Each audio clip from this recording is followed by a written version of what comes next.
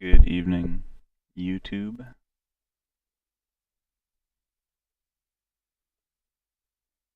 Another little live scripting video once again.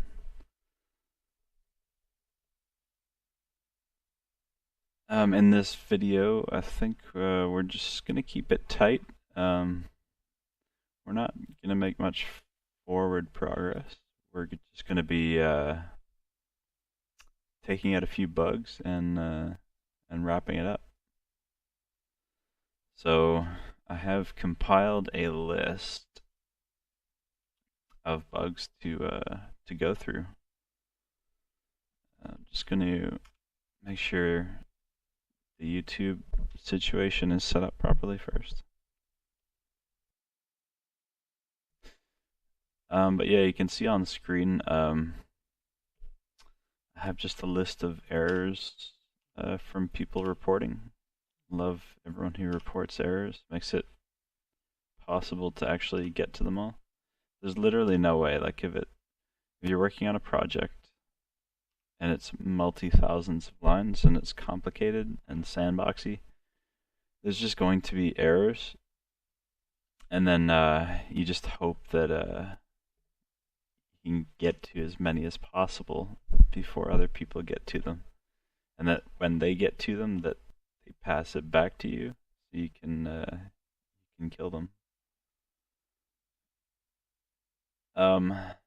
Yeah, so we're just gonna make sure that our stream is as we want it to be before we get going.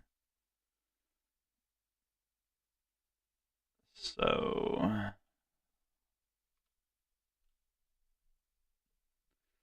let's think for a moment. Okay. Yeah, so we have a number of errors to get through. We may not even, Arma is running in the background, but we may not even touch the game yet, or touch the game in this session. This might be only a text editor session. Yeah, so in some of these errors, we actually have nice little log segments that make it really easy to find the problem. The first and probably most critical error is this one. There's at least one critical error, which is causing a termination of all the client interaction system. So we're just going to tackle that one first, obviously. Where are we? Okay. Okay, I think we're good to go. I'm making the text bigger so people can read it, even though like I personally prefer it like this, but it's harder for people to read it like that. So we're gonna make it bigger, and then we're going to attack. We'll close some of these. We'll close most things. We'll close every. No, I need this one. Close everything to the right of this. And yeah, okay. So first error we have is the client core procedure is terminating. People report that as that the user actions they use don't do anything. Like they don't get Arsenal, that's the main one. The most common indicator of a core procedure crashing. I'm actually not sure how this one crept in.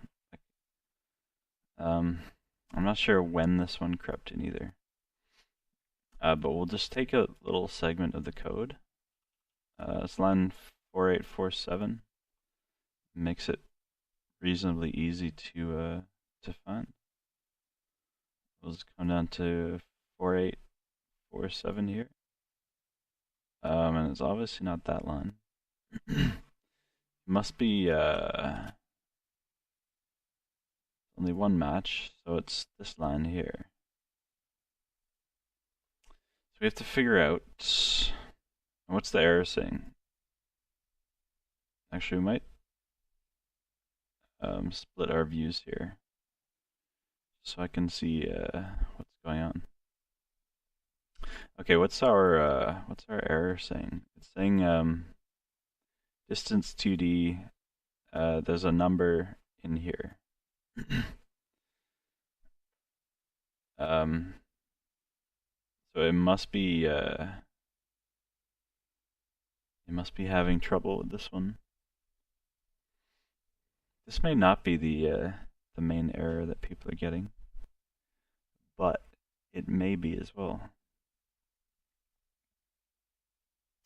The error is with this distance 2D function. It expects distance 2D expects like object distance 2D object or position, which is like looks like that.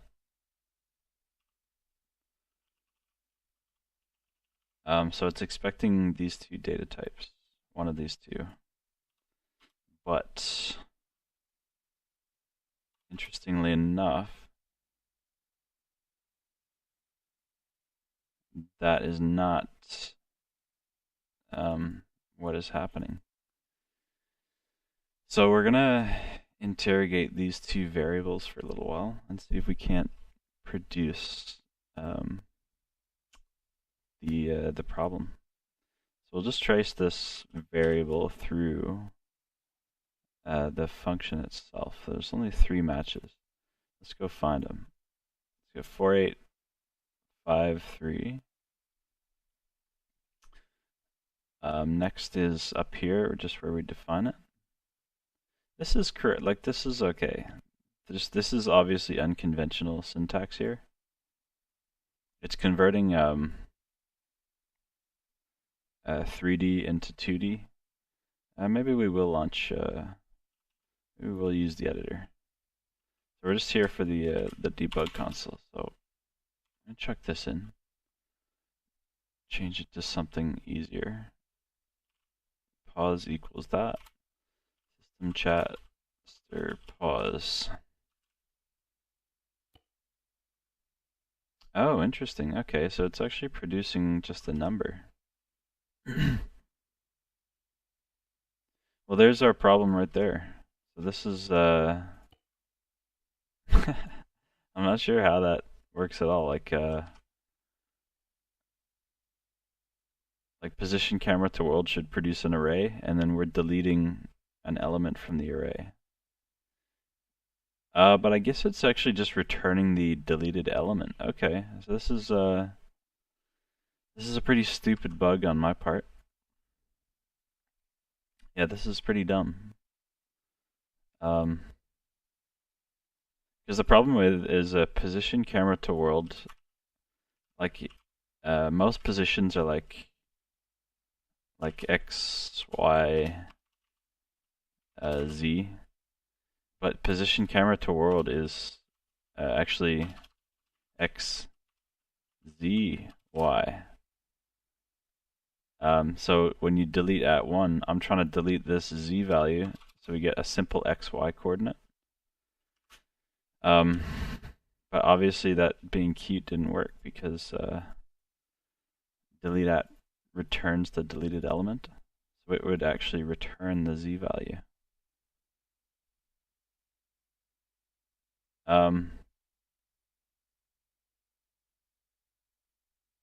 So yeah, we're gonna change the syntax a little bit.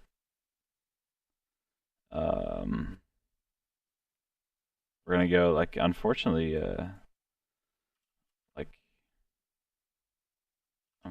better syntax is pretty ugly. The better syntax is just like, I don't know, maybe someone else has an idea of how to improve this. So all we want is like an X coordinate here, so select 0. And then select 2. That's all we want. It's just you can see how this is less elegant than this. However, delete at doesn't do what you think it might do.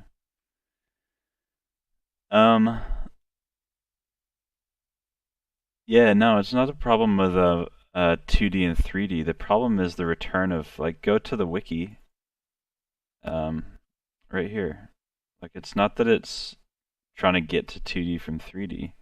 It's that in normal positions you have X, Y, Z, but position camera to world returns X, Z, Y. So the Z and the Y value are flipped. So if you're comparing a world position to a camera position, you have problems. That's basically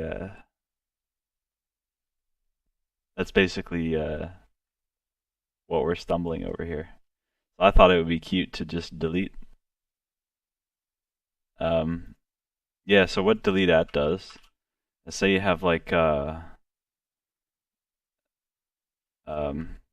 50, 60, 70. If you delete at 1, so we're deleting this array, select 1, which is this, 0, 1, 2.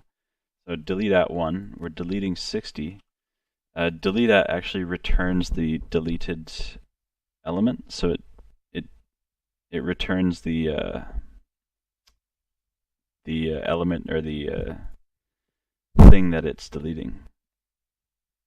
So it would return 60 in this case. And if we just test this, or if we just test pause, so we're just going to look at system chat. So 50, 60.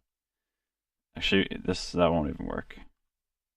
So anyways, it returns the deleted element. So we can just get rid of this thing for a sec. 70, 50, 60, 70, delete at 1, and then just watch the chat. So it returns 60 from here. So that's just my stumbling over some unconventional Arma logic, especially this. I really hate this, how it returns X, Z, Y. This is like it just bothers me. Like, why do we have world coordinates in X, Z, Y when all other world coordinates are X, Y, Z? So yeah, that is like, this is my error. I made this mistake. Like, this is incorrect syntax. But it's stumbling over two unconventional logic flaws in the Arma system. So yeah, it is the way it is. So we're just gonna, like, I don't like, this is 2 function calls, so I don't like this code here. There's a few little operators here that, in my opinion, don't look that nice. Unless you know of a better way to remove the middle element here. So to, like, if you know of a way to, like, with Arma arrays to, like, remove an element, like the middle one, because we can't just go like in a normal one. If you want to go to X, Y, if you're in like X, Y, Z, and you want to get to X, Y, you just resize it. You just go like you can just either resize or remove the last one. So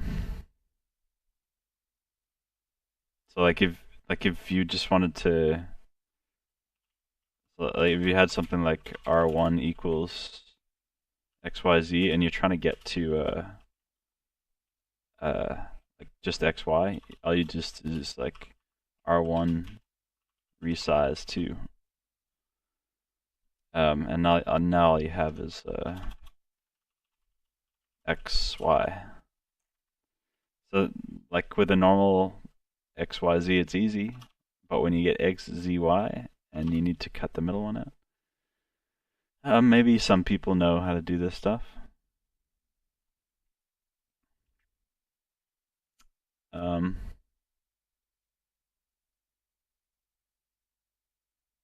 wonder if it's like, I wonder if we can do like, there's other syntax too. So we're just gonna fiddle with this for a sec to find like a nice solution. There are other commands. We do like So we'll get a test block.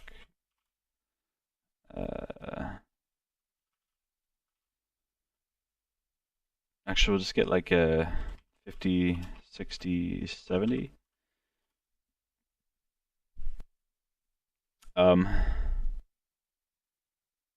So we can do like, maybe there's like pause, delete range 1 to 1.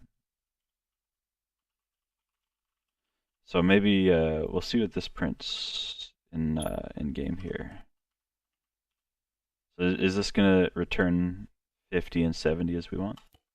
Yeah, it does. So that's a way to cut the middle element out, is using the delete range command. Unfortunately, it has no return, so it needs a separate line. Like you can't just go like you can't just go like position camera to world da da da da da delete range 1 to 1, because there's no return. Like you have to add a new line for that. So I was trying to not have that stuff. So we're just gonna have to keep it stupid and keep it simple. So we're just gonna treat all these position things like this.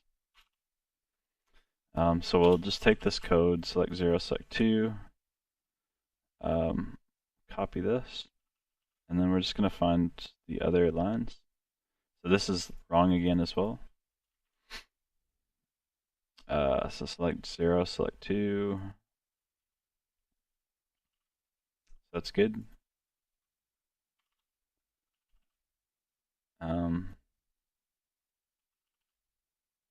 Count, last one.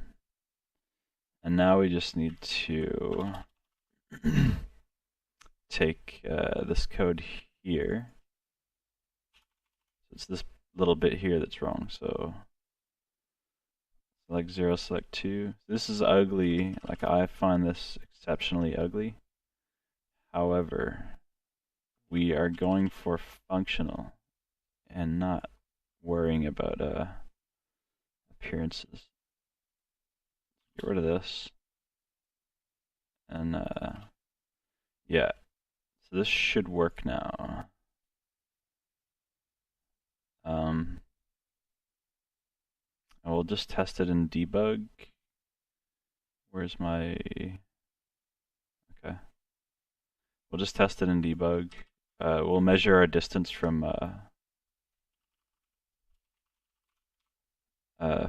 0. Like,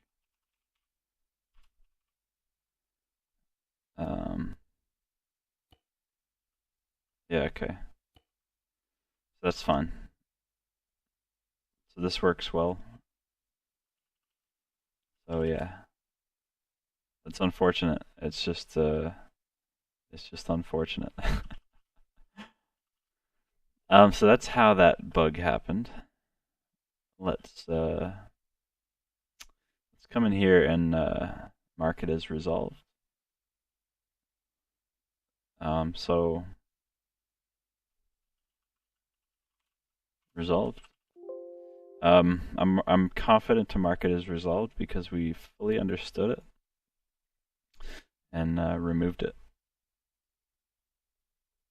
Yeah.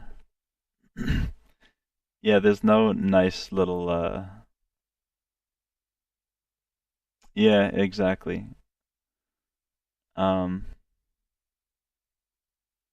It's just like I didn't want to declare another variable. Like I didn't want to do like something equals and then have that ugly like syntax for that array. But it's the quirks of that function, and I don't feel like spending too much time thinking about it. So it's done. We'll deal with the ones with the logs first. Like so there's an error log for that. There's an error log for this one too. So we're just gonna first go down the ones where we have good logging, because they're much easier just to deal with. Like if people or if it doesn't produce an error, or people don't report the actual, or they don't send me a log, their errors or their bugs just get deprioritized. They shouldn't, but it's just harder to track them down. All right, so we'll jump down to 5 here. This is an easy one. So this is it says warning in the log. It says warning, no type entry inside class. Dialog class controls objects. And what this is I had a menu pop up, like there's like a what's the menu? Like an unload cargo menu. So pretend this debug console is like the unload cargo menu I had initially in the design, and it'll probably still come back. Initially in the design, you'd open the menu, and then off to the side there would be like a picture of the thing that you're selected. Like if you have like an ammo box selected, it would show you like a picture of what type of object you're about to remove. But I couldn't get it working fast enough. And when you're working to a deadline, if something like that's a nice to have thing, and I could not get it done fast enough, so it didn't get finished. So unfortunately, no nice fancy picture of the object you're about to deal with. So let's go into the description.ext, do a file search, plug in that menu name, find it, jump down here, and then find the class objects. And I guess I'll delete it. We'll just we'll just delete it. Actually, we do have the capacity now to try to get it working. No type entry. So why is it big sad? No type entry. I don't know enough about dialogues to like. Oh. No, there is like a. I'm just in another window.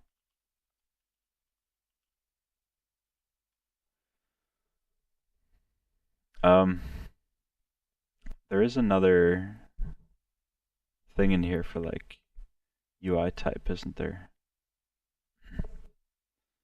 Type. There's got to be something for type. So this is like sort of correct, but at the same time, yeah, okay. So control types.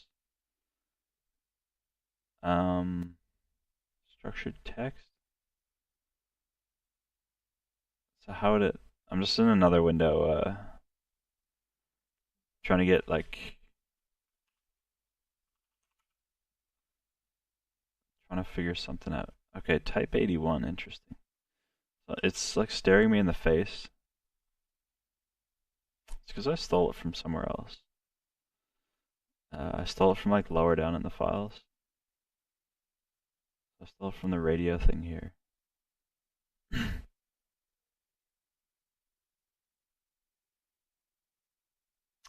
No, I'd have to actually probably review like existing systems that other people have worked on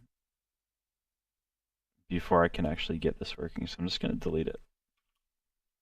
Okay. That resolves that bug. So we're just going to go error 5.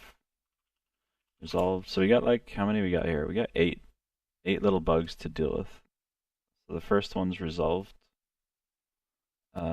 Fifth one, this one's resolved. We just delete it for now. We couldn't make it work.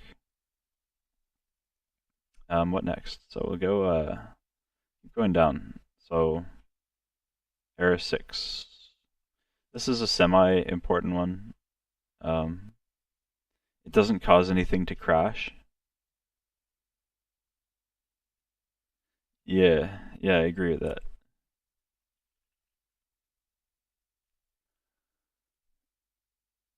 Yeah, delete at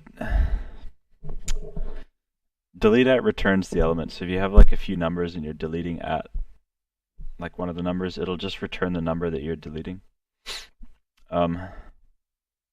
Delete range works, but it's not quite right. Like I would need another variable then, because it doesn't have a variable. Like it doesn't return anything, so you have to have declared like an array to operate on the array with delete range. And that's like an AFK check, so it doesn't need to check all that often. So I didn't really want to put in just another variable for that. It might have been easier though. Certainly might have been easier.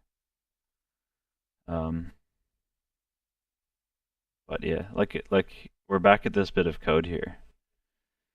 Like look at this bit of code. Like I just want to evaluate a condition. I don't really want to have a variable here. Like I could do like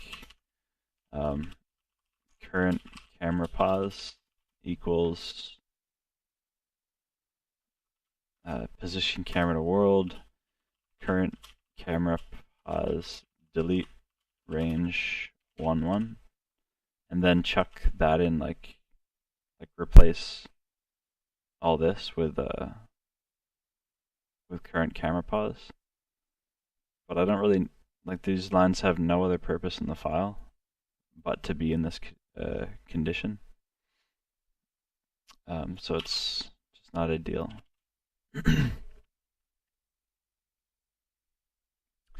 Okay, let's continue. I really hate there's just a lot of non-ergonomic streaming things. Okay. Parameters. Let's keep buzzing through this. Let's just keep going. So this is a tricky one. This zero divisor one. Where's our line number? Ah, whatever. Take a little segment here. What?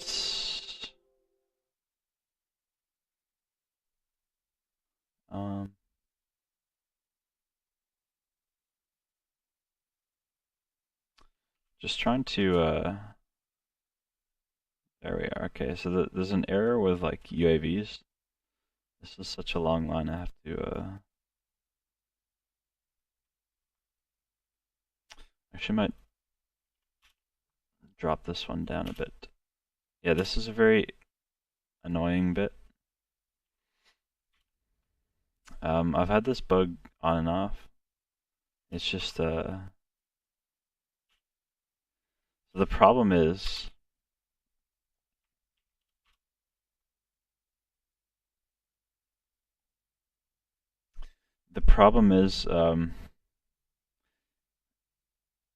here with the UAVs. So UAV, like all vehicles in Arma have like hit points. But some vehicles actually don't have any hit points. So we're just going to pop open a VR scenario.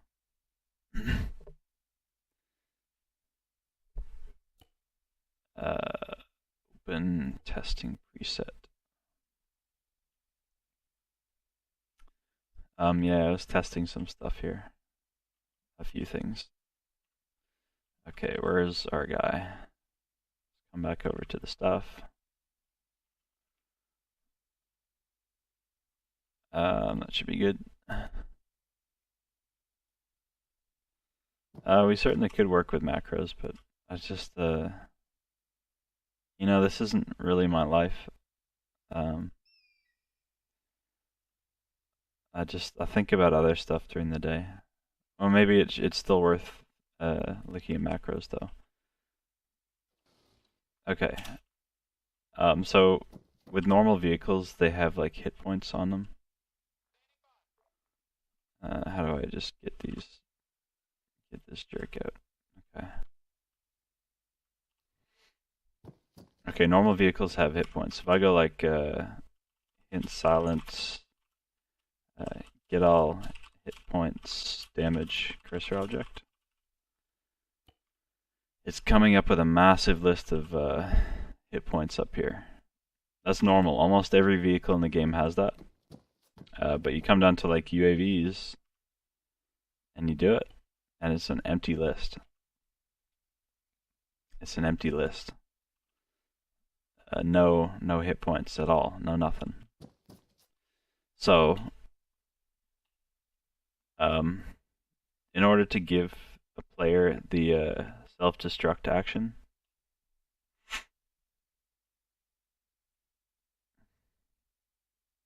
in order to give them the self-destruct action,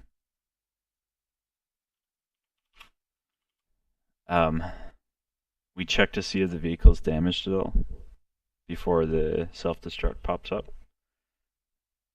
So we check like the hit points of the vehicle, but unfortunately, like UAVs, I tried to exclude the UAVs here, UAV 01 base. So this will not actually produce an error, but there are other base classes like the I think maybe the Pelican. So the Pelican, this one, and there's even a couple like CSAT, like Sentry drone types. Don't even ask. Don't ask. So this is a different base class. So I've written an exception for the Darter, but I did not write an exception for the Pelican. Just an oversight. So yeah. And this also just requires another line of code to fix. So instead of this exception, because I don't want to blow it up with like, I don't want to do this, like 06 base and then like, 02 base. I don't want to do this. I don't want to do that. We're going to be more generic with that. So we're going to come here. We're just going to we're going to delete that actually. It's just going to be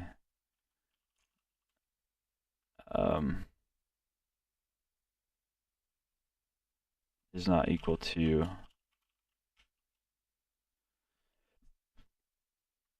so if it's not empty and the hit points have damage,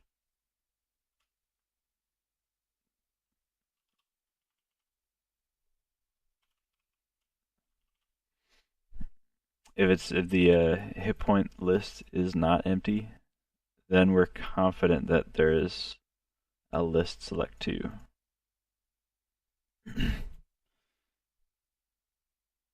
Yeah. So I wonder if there's a better way to do this actually. Like this line might not be the just looking at this line, looking at the syntax of it. I'm also looking here.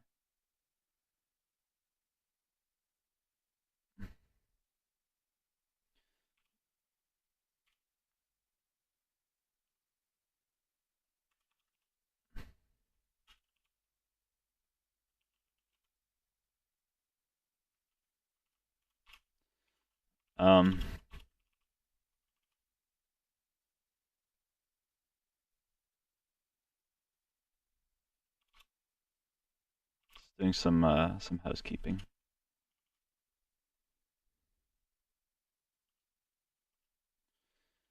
All right. So this line here, I guess there is, because we have to evaluate each hit point. I think there is a better way though. I think this I think we can do better than this line here. I think we can do something like it is select 2. We need that. But I think it's actually like select max. So what we're doing here is we're finding if any of the hit points on the vehicle are greater or like have taken more than 0.5 damage. So we can actually just do something else here. Like select max of the array is greater than 0.5. So let's just test this out. Just come over here. We'll use this thing. We'll do it undamaged first. So select max cursor object. Get rid of that and that. So select max is 0. But if we damage it, then select max should produce a number. See, it produces 0.7. So we can actually just like, instead of iterating over the array, like this is iterating over all the hit points to find one that's greater than 0.5. But we can just like use the select max command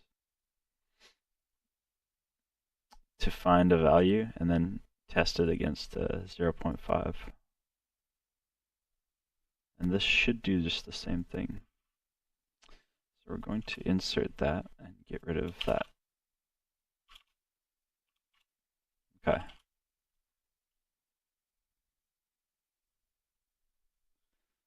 Just double check it. It's not equal to and that. However, if it is equal, if there are no hit points, then what?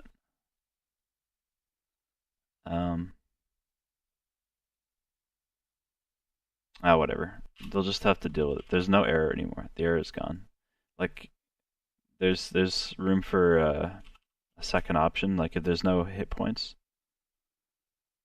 then we can test like, we can do like, you know, like, or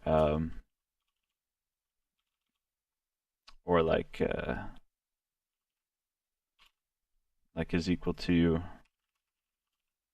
there and like damage UAV greater than 0.5. Like we can do something like this. I just don't think we have to. I think this is good enough. Actually want to see if we can apply that change elsewhere too. Yeah, so we got another one here. I've actually done that here. So if damage is greater than 0 or kind of. So we can actually do the same thing with the select max. Because for the longest time I actually forgot that function existed, the select max thing. So we're gonna go ahead and do the same thing to here. We'll do the player's always gonna have oh, I guess unless they are a UAV, that's a problem. That's a problem. Interesting.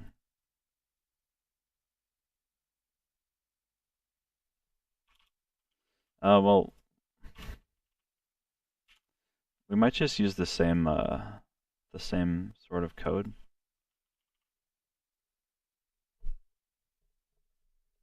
So I might just use the same concept here. Hey. Yeah. Unfortunate. Okay.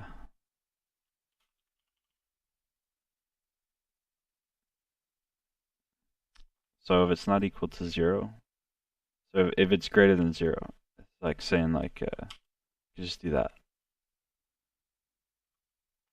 So we can just add this code in. Select 2, change this. I like this check here, just to make sure it's like a good sanity check to have. select 2 is greater than 0. So if any hit point is greater than 0, the player will be able to use the medical station.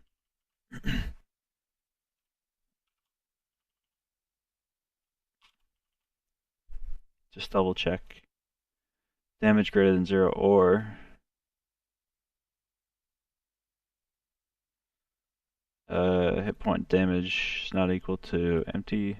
That should always be true.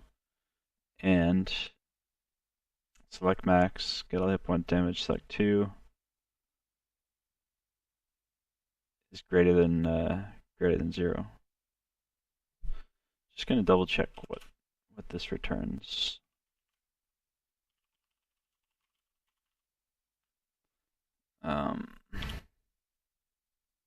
Just see what it says. Yeah, just a bunch of zeros, huh? Just a bunch of zeros. Well, it makes it easier. So yeah, I like that we've just done that. So let's come back to our error list. We'll mark this as resolved. I'm comfortable that I don't even need to test this one.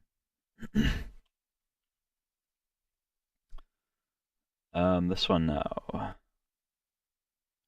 Error 7. This is another that just looks like bad code right there. Smoke target, select 2, vector add. Smoke targets should be like a list of targets. So it's obviously not a position, select 2. I guess we'll see. We'll see. So it's line 514.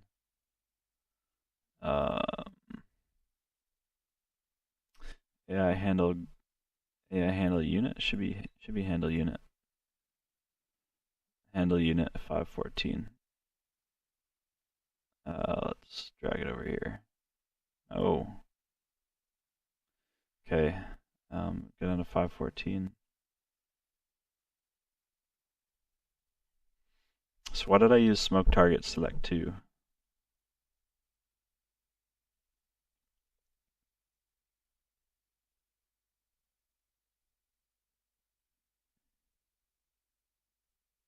Okay. Error 0 divisor. So the smoke targets is like an empty list here. So 0, 1, 2.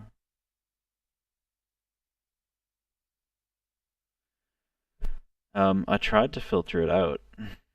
So smoke targets equals looks like 0 greater than 0. So it's like this visibility check. And x select 2 is not equal to 0, 0, 0. So how do I get pause ASL X? I wonder what happens if I did like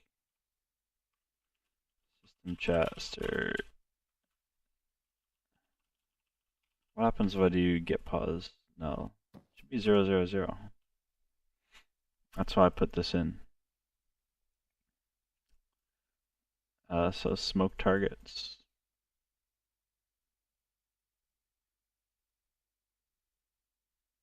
Smoke targets select 2 doesn't make sense. It should be like this is just bad code right here. It should be like smoke targets select 0, select 2. So smoke targets, if it's not empty, so this smoke targets array is not empty. Like what smoke targets is returning is like an array of target visibility, target, and target pause. And it's just smoke targets is going to be like a list of these. So if I do like smoke targets select 2, That would actually that would never work. So this error has been here for a while.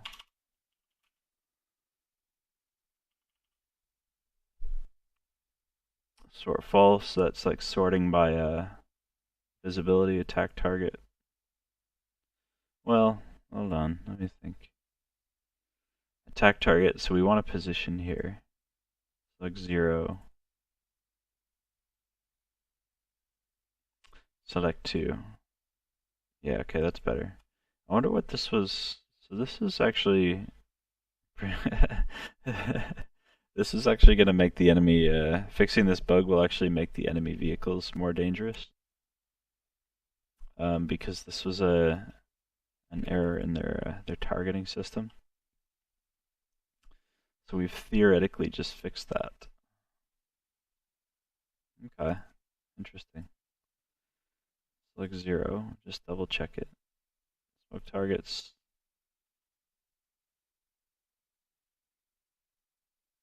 Is yeah, okay. Select 0, select 2. Yeah, okay. That should be fixed as well. It'd be nice to actually see that one working. It'd be nice to see it in its fixed state. Alright, we'll move down to error number 8. This is a vehicle setup error. I'm not sure how it happened. I think it's because vehicles created in the editor gets like initialized before the mission does. So in this register vehicle function, this function executes in like the init box. So like if we go back to like the mission file,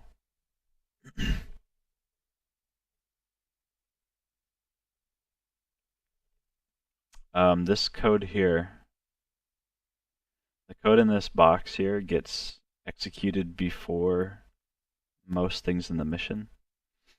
So before the mission config is finished, or before it's even started, all these init boxes get executed or evaluated, whatever. So register vehicle is actually one of the first functions called.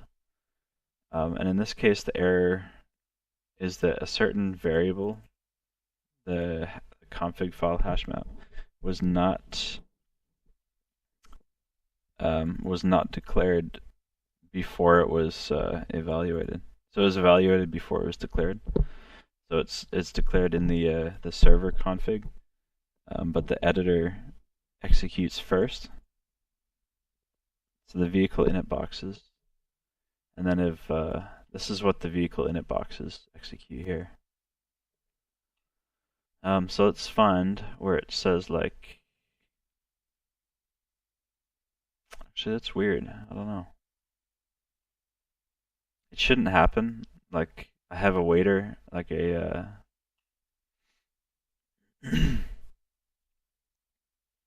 Actually, this isn't great either. If not as dedicated exit. There's a better way to. There's a better variable for that, like the server init variable. Come down to config, and we only want those init fields to do stuff once the mission is initialized.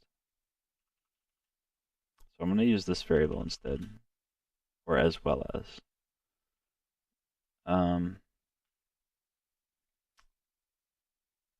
So I'm going to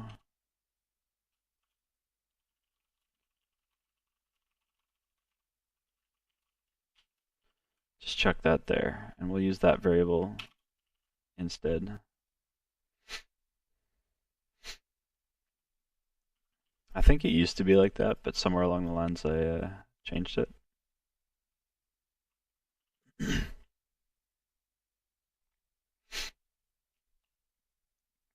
So yeah, that should be fixed now.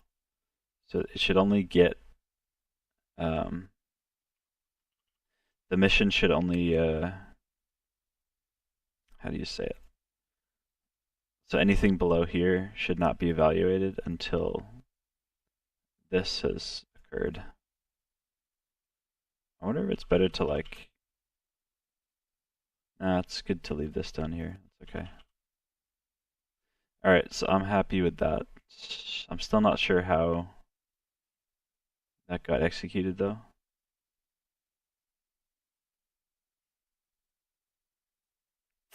Just not sure how that let's see where it gets called from. vSetup. Where does vSetup get called from? 65 places, okay. So it's in, I'm just looking for files early in the initialization process. It must be in the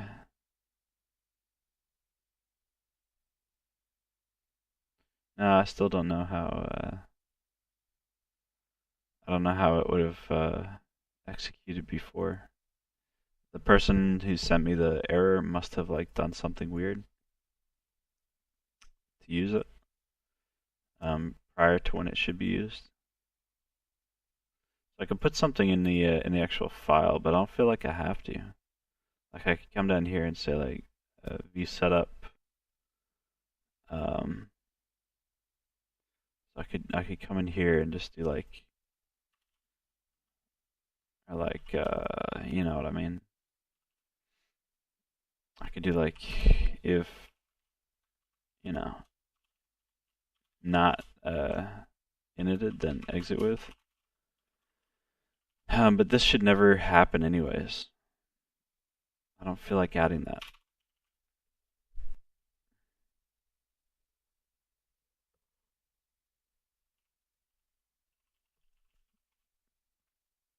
Yeah, I wrote it down here that it could just be user error. Because in my stuff it never ever happens. Okay, we're at the end of all our easy to fix bugs. Now let's move on to some of the harder ones. We're just going to go with the easiest one at a time. I just want easy ones. So it's mainly, these are all resolved. Kick him out a bit. This one's resolved as well. So that's all we got left, is these three here. The error number 2 is like after the first player respawn, they're no longer able to become incapacitated. It's like a critical error to fix. It has to be fixed. But it also could be tricky. This one looks easier. Players are unable to apply cage armor at service points.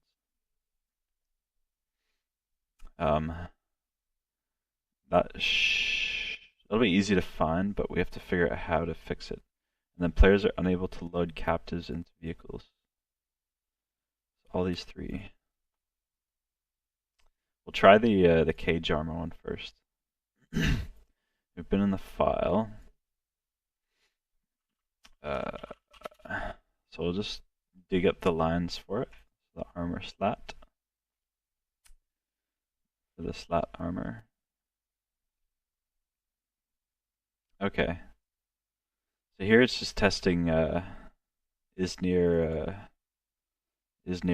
repair depot.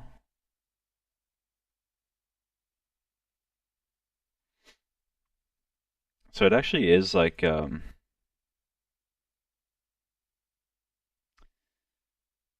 slat armor actually is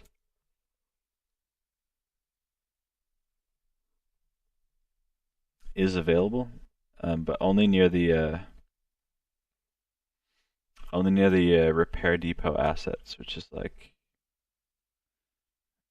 it's only accessible near these things at the moment. When it should be at pretty much any service point, in my opinion. Any point offering like repair service. So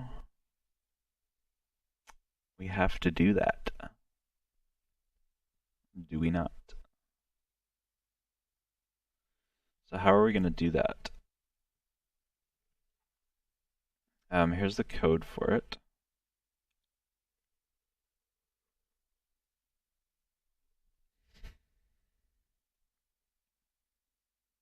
Just thinking about where the best place to fix it is.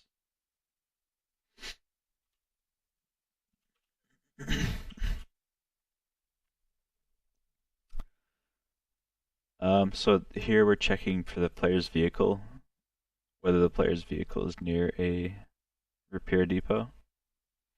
And here we're checking if what the player's looking at is near a repair depot.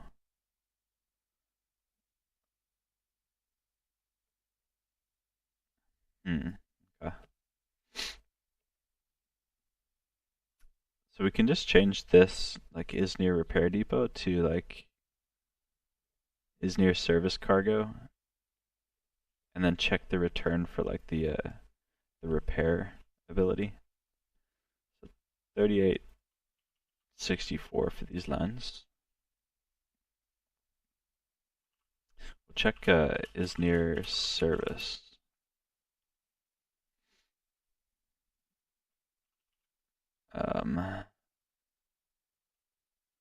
So here's another line we can use, is near service cargo, but we'll see what service cargo returns. So is near service cargo.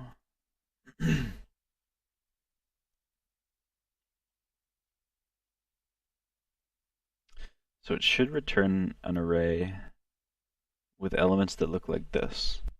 I'm gonna have a drink of something. Yeah, so it returns an array that looks like this. All we need to do. At the same time, like, we don't want players adding and removing slat armor everywhere on the map. So actually, maybe it does make sense that it's only available near the. What do you think? Should slat armor only be available near this thing? For like the armor that goes on these things? I don't know. Probably every repair point is best anyways. And then should it only be available like in a safe zone so that it can't be like added and removed all over the map?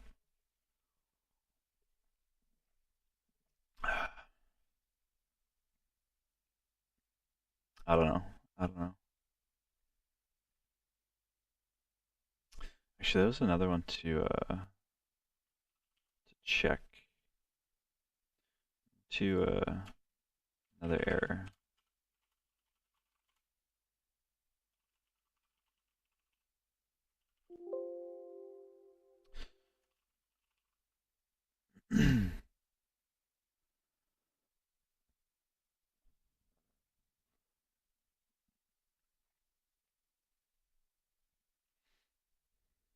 Okay.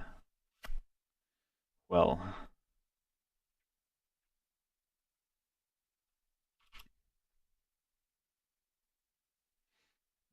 Just still deciding on how to do this.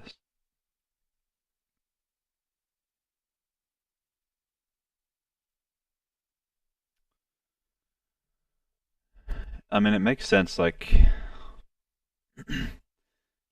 like from a logical standpoint, it makes sense. Like, you got this thing, and then say you got your like whatever vehicle it is. That, like, this is where the slat armor goes on and off. But I was just thinking, like the alternative is like out in the middle of nowhere. Maybe there's like one of these trucks, and then you can like change the slat armor at one of these trucks. But it's sort of like it just makes sense to have it like linked to these things.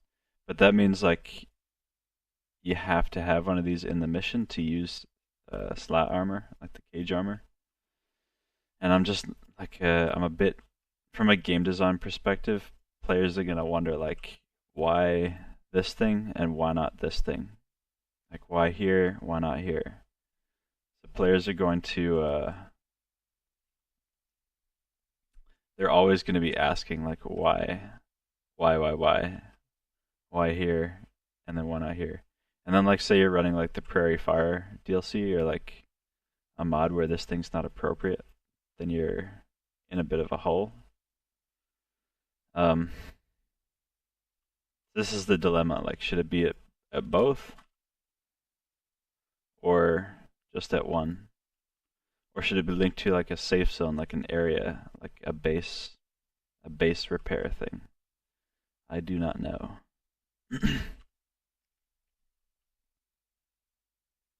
Like, what I don't want is like a repair truck in the AO, and then some guy goes and like puts the cage armor on in the AO. That's not what I want.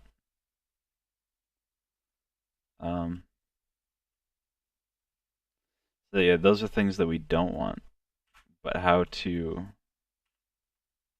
make it nice.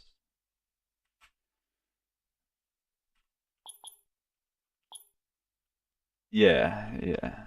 Or just this nice fancy little. You know what I really like? I would love if I tried so hard to like these things should be you should be able to pack it up. See, it's like a container, right? So it's like a shipping container, sort of. Like if I pull out a shipping container here, um, there's some like, you know, it should be able to pack up into that size.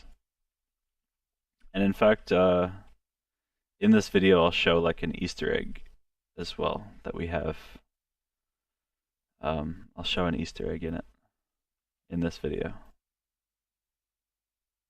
Actually, we'll add in an Easter egg. Yeah, see, the base thing's complicated as well. Because of all these deployables that we're adding, like players can set up bases anywhere.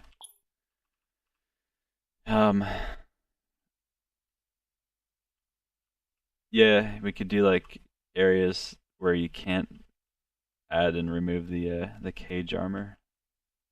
It just gets tricky, you know? It was much easier. It was much easier before.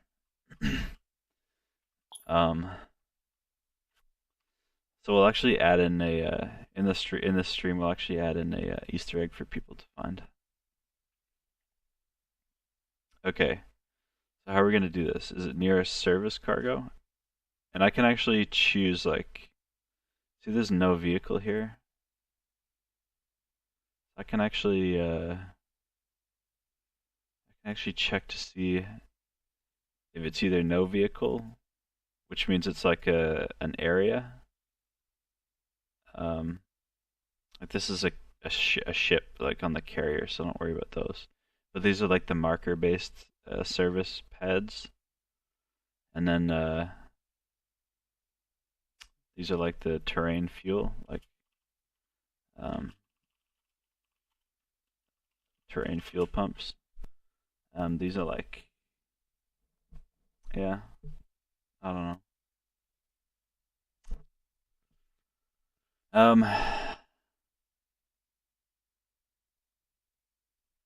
Do like we could make the recovery. Yeah, there's no recover models there. Omni models. We can make it so like all the services have to be present. So like fuel, repair, and rearm all have to be present to get that. Because like the base pads all have like all of the services, so like rearm, refuel, repair. It's like the base pads, the pads at base are like the service areas have that. But then like a lone repair truck won't have that. And if some guy's got like all the assets set up to where like you would get the recover option for like recovering wrecks.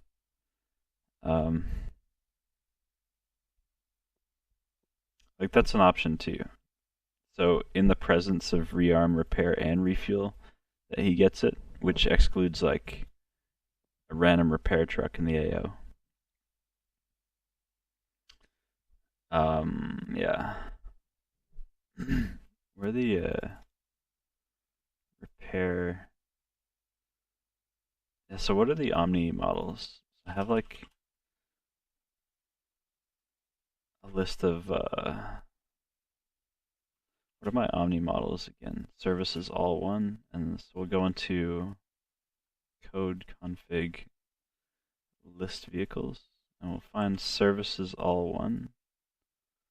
Yeah, so the Bobcat and the repair depot have all the services available. But the Bobcat has like a parameter option limitation. Repair depot. Yeah, so it'll work at the repair depot already. But is it worth changing to anywhere that all the services are available?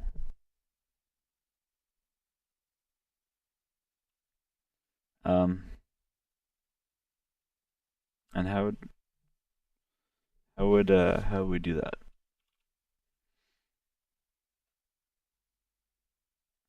It may just be easier with the repair depot. Huh? Maybe we should just leave it with the repair depot. Well, it was reported as a bug, so there's obviously like a misunderstanding there.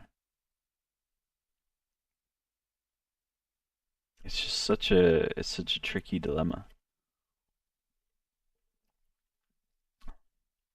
And then how to actually do that. So nearby services. It would be like how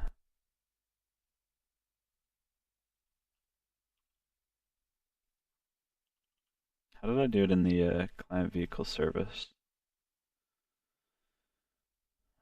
Client vehicle service.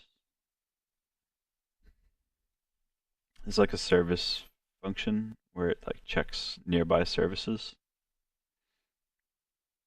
Service info. Types select is equal to repair.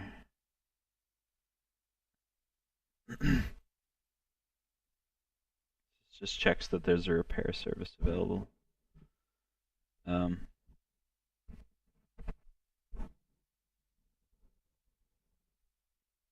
Pushback unique. Interesting. Yeah, it's not easy to test for all the services being available either.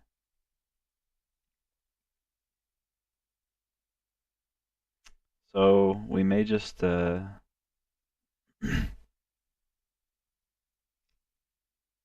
may just leave it for now as like a not a bug, but just something that's not perfect. May just leave it as something that's not perfect, and then we'll add in a way to deploy a repair depot.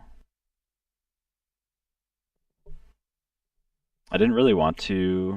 Well, maybe I don't know. There's it's just tough to Like we can actually add in a deployable repair depot fairly easily. We'll at least demonstrate it in this video. We'll demonstrate it. But this is not good here. So this bit here is not great. This is old. This is old code. Vehicle repair markers. I mean, so we did do just repair markers, and it was intended for it to not just be repair depots. So then there's that as well. Yeah, this is problematic.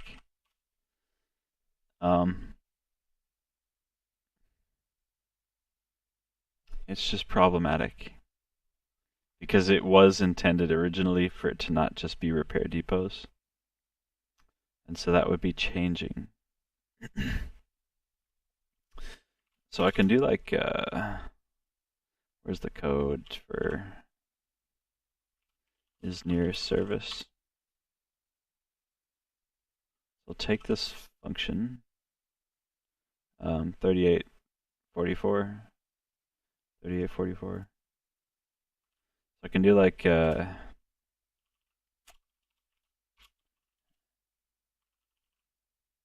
near service, near repair service.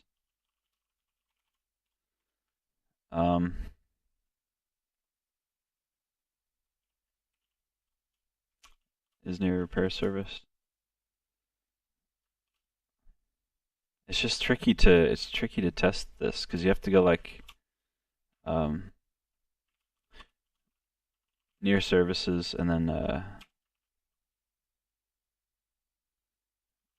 near services select near services select x is equal to like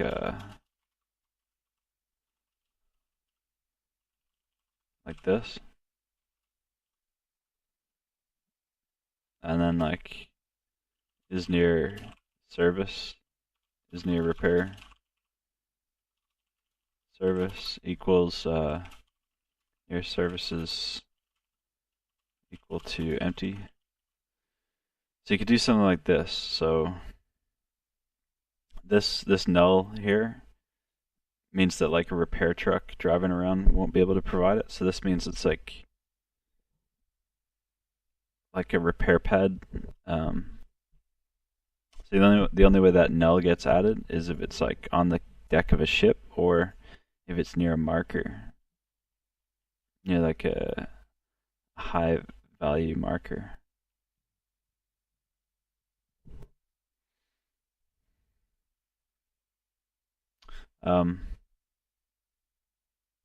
It's not so straightforward. I wish it was. Like there should be an easy way to get whether like all services are nearby. It's just not. Like this is sort of the way it has to be done. Like this is a way. This code here, repair, refuel, rearm, array, intersect, recovery types. Yeah, is equal to repair, refuel, rearm. I mean, you know, this is not bad either. This is not bad at all. It's just so pain in the ass to do this one. Like this line here is sort of important too. So we could go near services. We could do something like is not equal to and repair, refuel, reammo, array intersect is equal to that. So what this code here is doing is just saying like are all the services nearby? Is like repair, refuel, free ammo in the vicinity. So yeah, so we could get rid of this. And then we could go v2 size of true. What's this true thing? Require cursor target. Oh, okay, we don't really need cursor target. So we'll go to false there.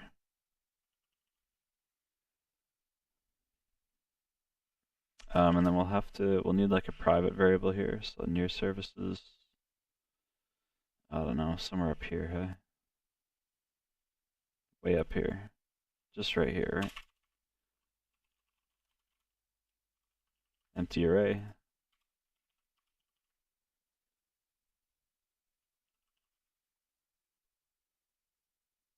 Alright, so near services v2, size of v2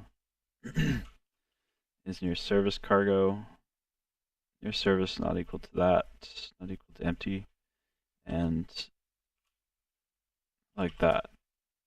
Okay, so this is our line here. So we can get rid of this. How many times does this variable show up? 5. Yeah, well, yeah, okay, so we'll get rid of this variable. Near site 3, just getting rid of all of it. We get rid of this. Get rid of that. And up here.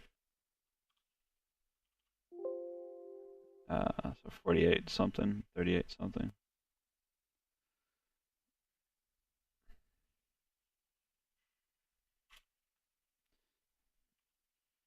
So yeah, we got here our thing.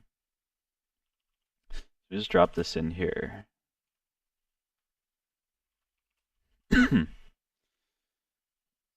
See, here's our two function calls here.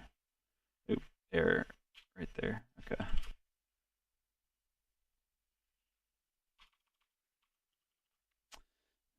This is like not the cheapest function either, because we got like 3 function calls right here. So this isn't like the cheapest block of code to run. It is near repair depot.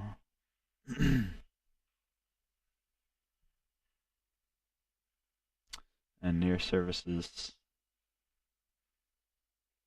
Yeah, okay. I'm just looking at it for a moment, seeing what we got here. Effective commander, not repairing, not going fast, is near repair depot, got a cursor object in here. Maybe we don't want this though.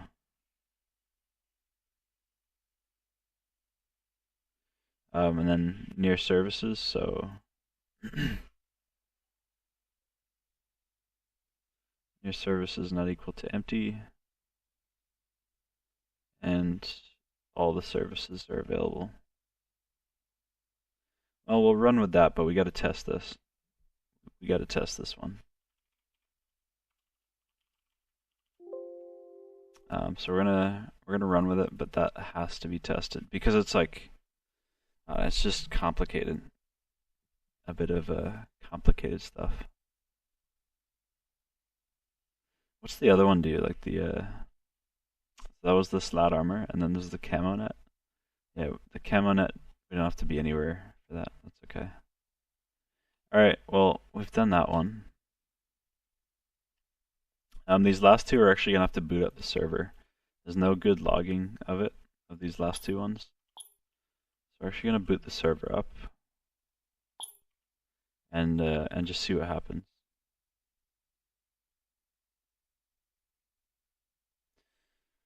So yeah, in this one it's like after the player respawns the first time, they're no longer becoming incapacitated, which is a problem.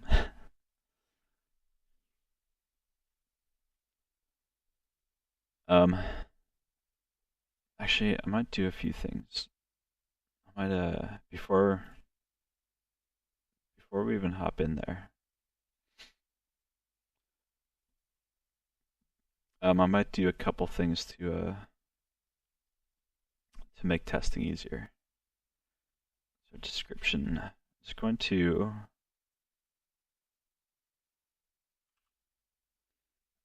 client event handle damage. Client event handle damage.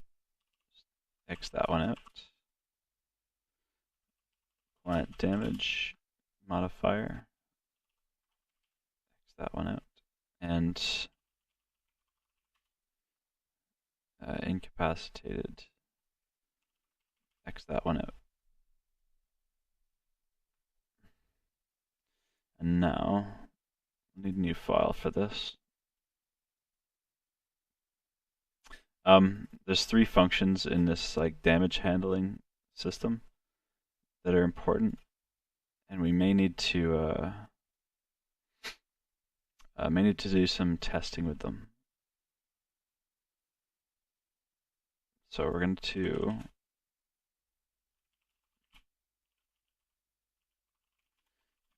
I just don't want them like compiled unnecessarily. I want to be able to recompile them mid-game. That's what we're doing.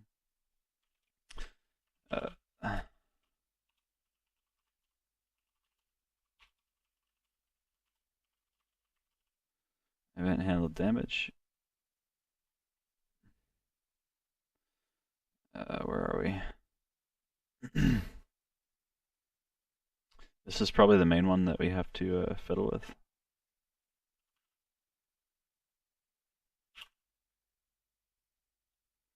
Because I want to add like some logging and stuff here while we're testing.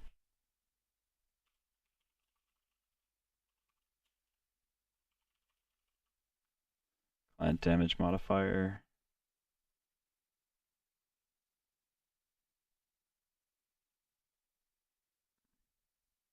It's going to be in one of these things. I'm just not sure which one yet. And I'm not sure why either. Like why incapacitated the first time and not afterwards. Okay, that's that.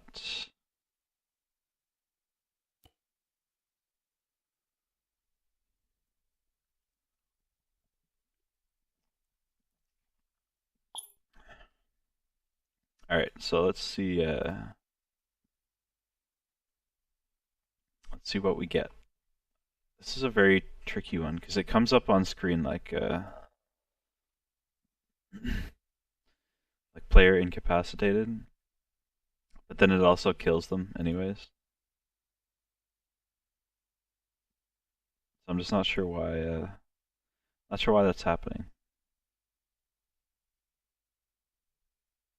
I'm going to jump into the server.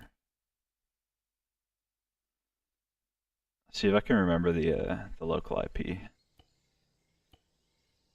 Oh, it's just right there anyways. And while we're in here, we'll test some of the fixes we made. Make sure that we're not breaking more things. Oh, look at that, we're breaking more things. Oh god. Oh god. Okay. Yes, we're breaking more things, guys. We're breaking critical things.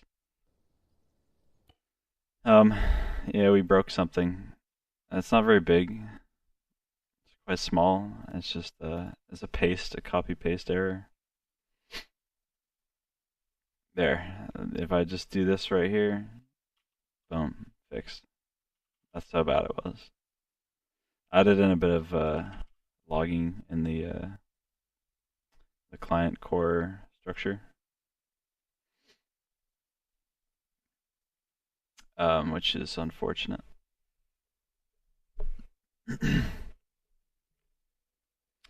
So we will try again. Yeah, but this logging should help with just finding out when the core thread goes offline.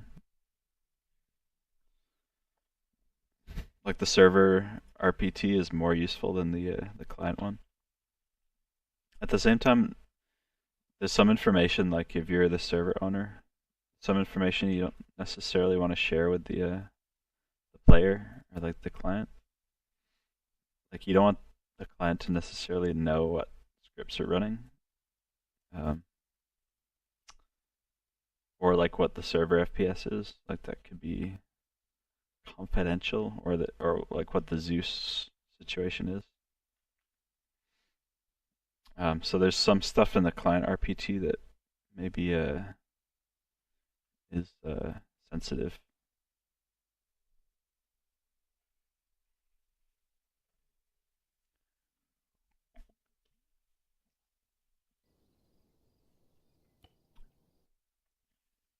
I do use the Arma compiler. Like I could use like PBO Manager to compile. However, when you do that, you don't see script errors.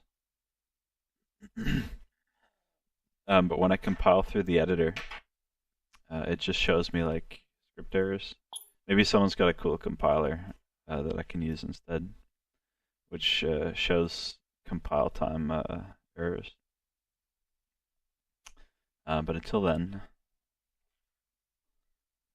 we use the editor.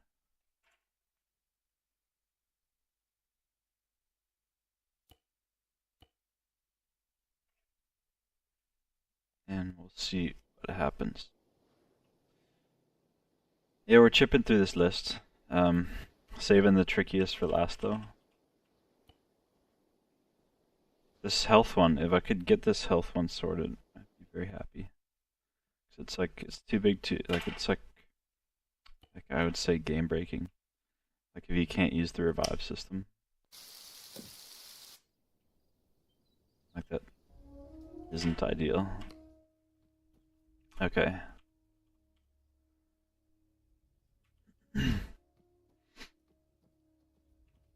So what other bugs can we test while we're here?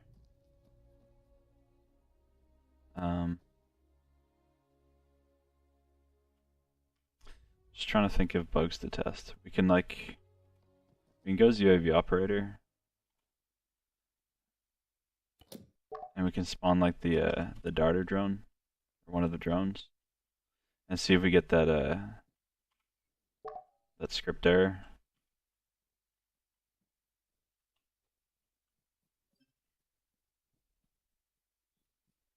So we're not getting the awkward script error, which is good. The zero divisor one. That appears to be fixed. What else can we test? Obviously core thread is not terminating, but that's an AFK one, so that's hard to test. That one's hard to test. That one's hard to test. That one's hard to test. They're all sort of not easy to test. Oh yeah, we can test the thing is, like, I'm not sure if people realize what the earplugs are now.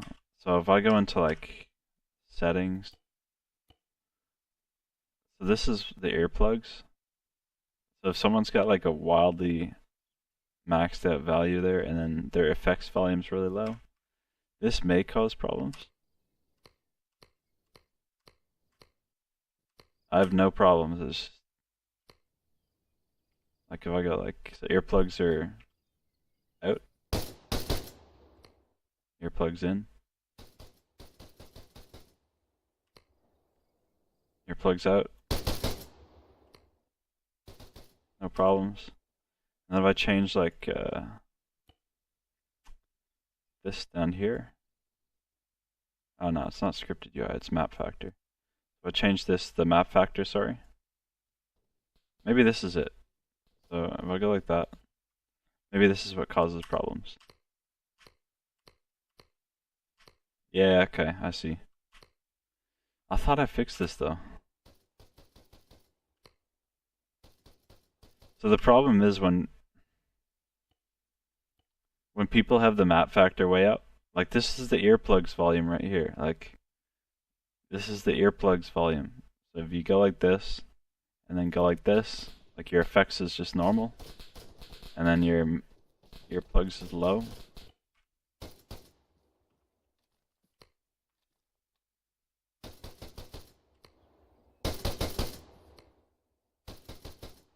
That works fine, but it is a bug. It is a bug. I'll put that on the list actually.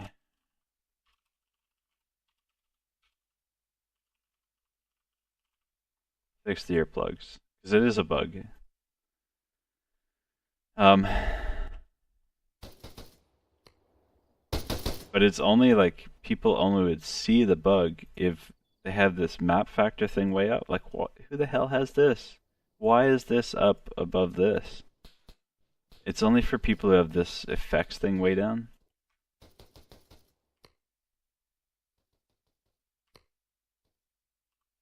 Like, that's the only people affected by it, is the people who have like their effects cranked way down like that, and then their map factor way up. But they're just a normal person and they do that and that.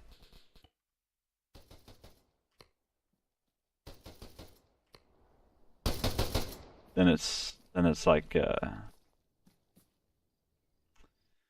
it's normal. So we'll look at that now. So client earplugs, let's go. I tried to get rid of all the variables. Like I made the function as like as lean as possible. So there's no like there's just one variable here for the on-screen bit, but the rest is just all like raw SQF code and the cooldown, I guess. Yeah, there's a couple. So effects map factor. So I'm just gonna report this in chat. Actually, we'll take some of this code here. Just bring it down here to the bug bit. I just want to see. There we go.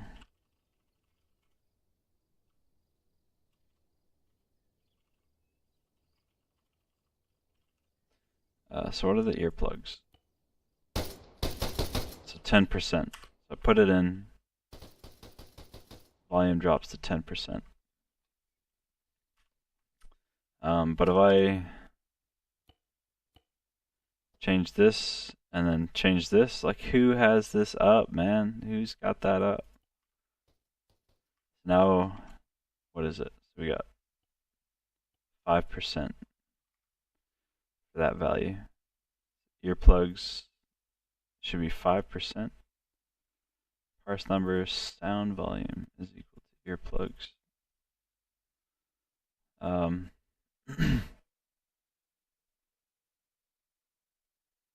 So what I want to do is go earplugs, sound volume, 2 fixed to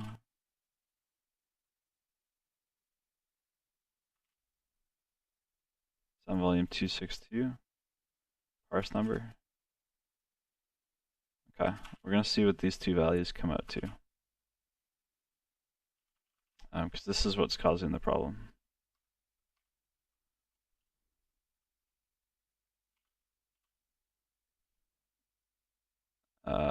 Sound volume 262. So scalar, earplugs. Yeah, I need to include the get audio option volumes. 0.5 for earplugs, and then 0.09 for sound volume.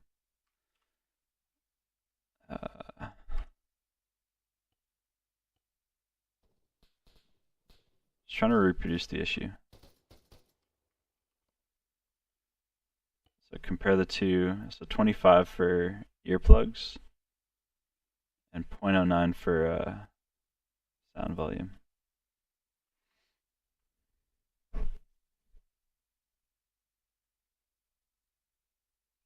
I wonder what effects is. We'll throw effects in here as well, and also map factor. Need to see what all these values are.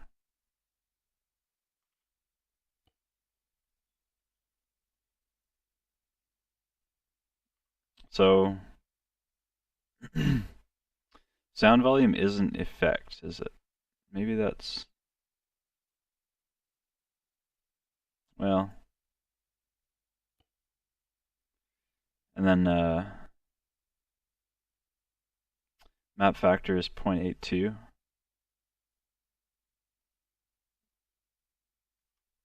Interesting. Okay.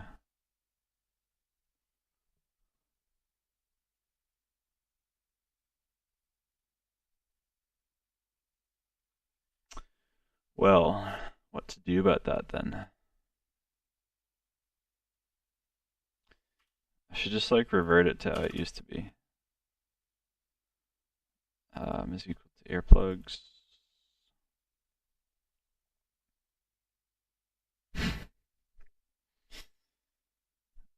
This is like the dumbest script to have trouble with. The problem is the effects is not the sound volume when it should be. But the game is saying it's different. So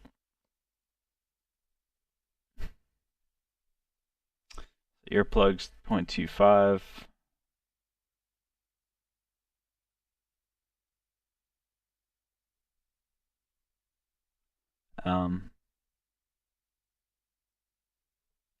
What if I go like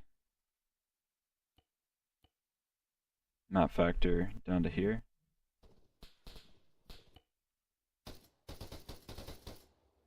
Well, it is a bug as well. It is a bug.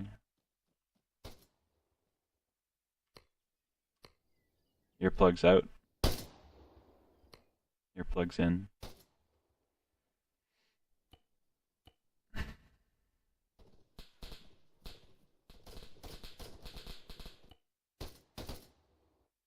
Yeah. The problem is this is like fade sound, not fade effects. Although effects is the only sound category faded. So go figure.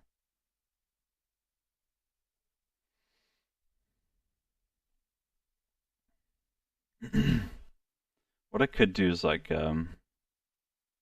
we could just ignore the effects volume. We could go like we'll just set up a dummy function here.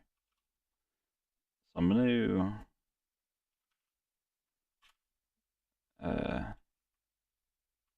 how do I do this? So we're just gonna create a little dummy function. Butt plugs. Da da da. So maybe if I just use sound volume and just get rid of this effects thing altogether. I think it's just effects which is causing us problems. So if we just use sound volume, we get the system chat out of there. Earplugs, what was the other? Fade sound effects. But then what do we use for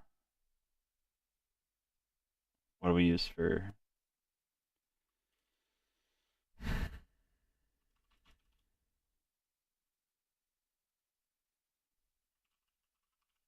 if I leave effects there, earplugs,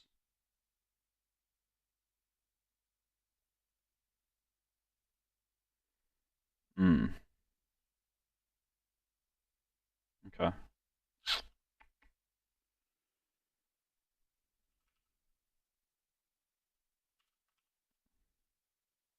Well, we'll see what happens. So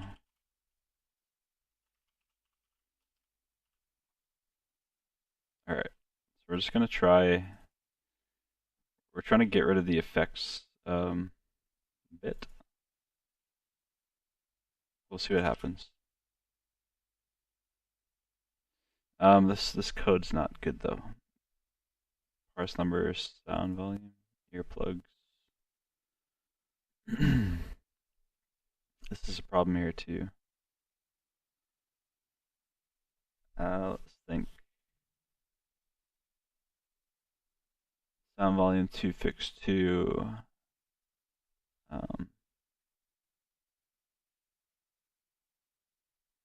if sound volume, just get rid of that.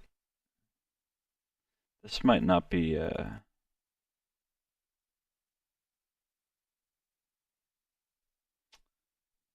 sound volume is equal to earplugs. Fade sound earplugs. Well, we'll see what happens. I think this is not correct either. Yeah, it is the when the map's open, but we're also using that value for earplugs so that people can set the earplugs value.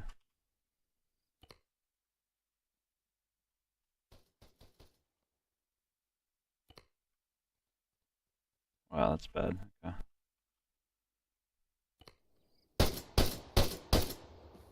Okay, so 0, 0, 1, 0.13, so 0, 0, 1, 0.13.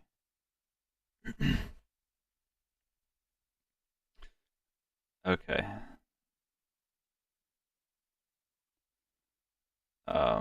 Map factor, earplugs equals map factor. If sound volume is equal to earplugs, so we'll see. Just trying to find a way to make this better without like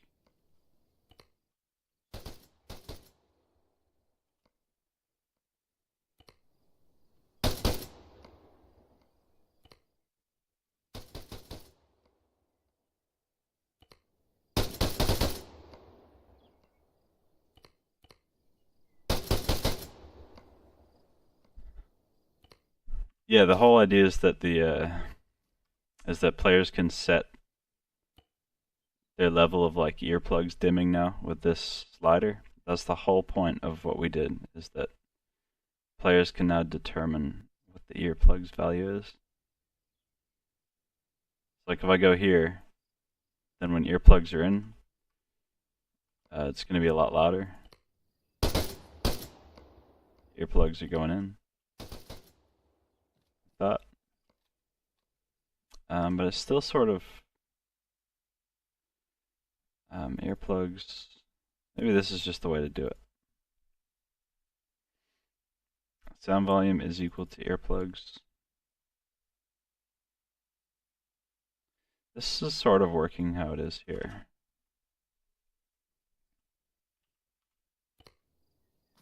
Earplugs out.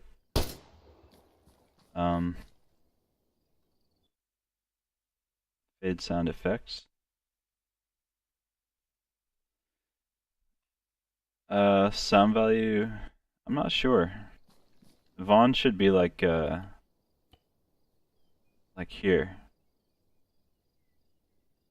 Well, I know what you mean, yeah. I have no way to test that.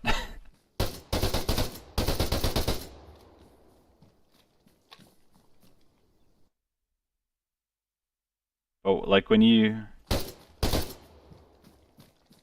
And then you go like this.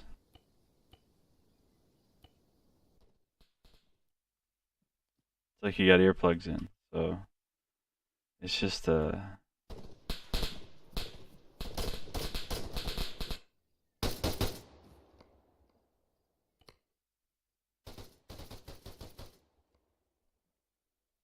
but then if we change the audio up and then this thing down, this is like your earplugs out volume, and this is your earplugs in volume.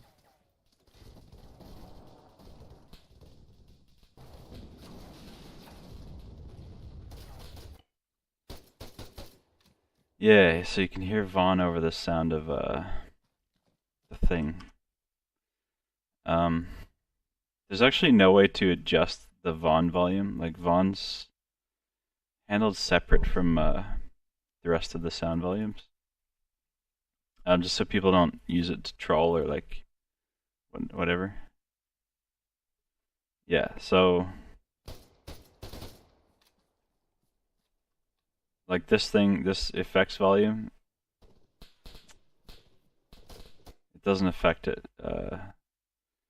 It just doesn't affect, like fade sound does not affect Vaughn volume.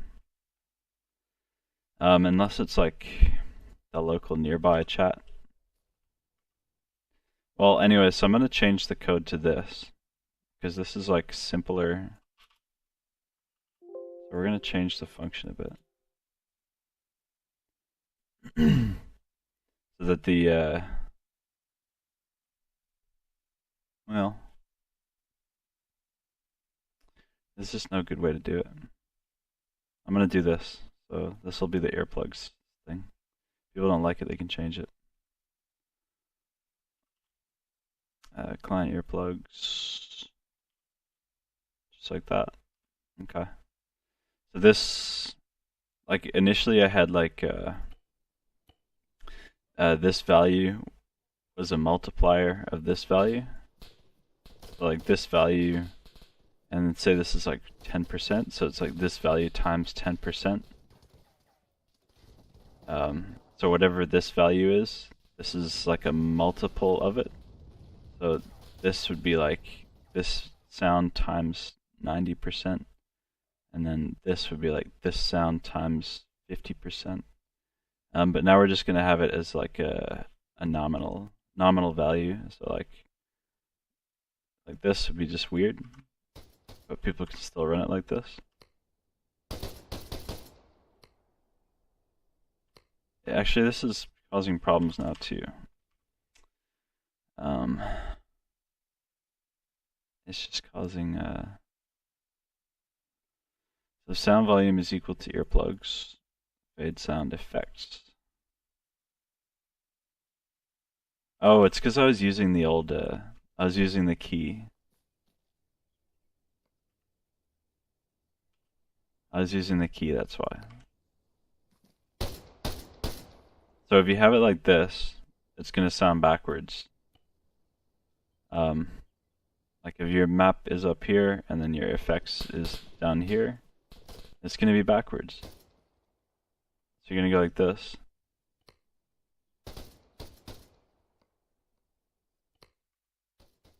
And you're like, it'll be just backwards. But that's the user's problem. That's the person's problem.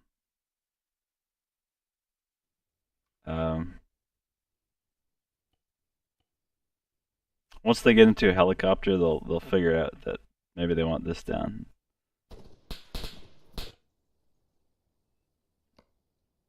But yeah, that's sort of why it was changed. So we actually pushed for the developers to add. So you can sort of thank us for making it configurable, because we actually pushed the developers to get this number or this value added to script. So now we can get this value in script, and we pushed for that. Yeah, I should change like the text here to like map factor and earplugs. And if someone wants to do that for me, that'd be awesome. It's just not as simple as it sounds.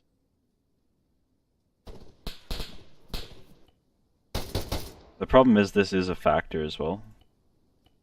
So this is a map factor. So this is a multiplier of this.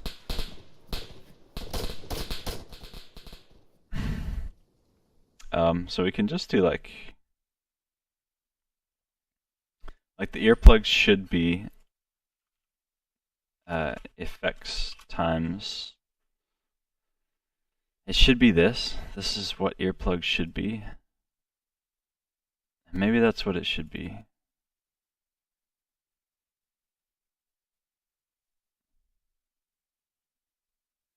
Maybe this is what it'll be. Just to make sure that it's not just a nominal value, but to make sure it is a factor of the effects volume. So if sound volume is equal to earplugs, the problem is this will almost never equal that.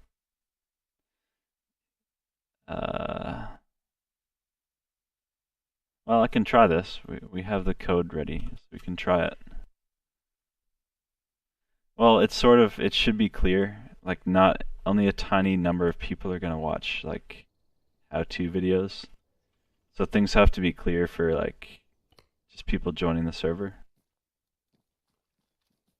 Like it's got to be clear and intuitive.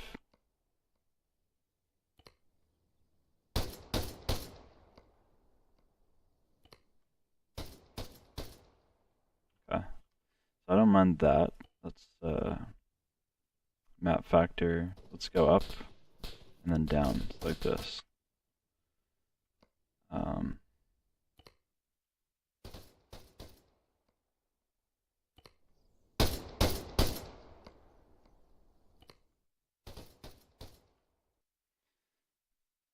So that's still like still reasonably loud.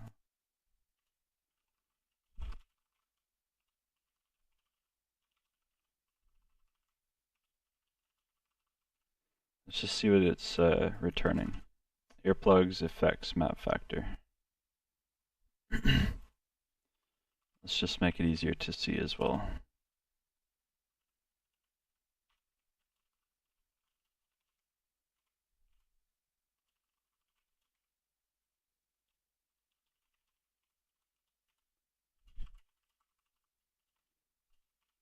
Okay.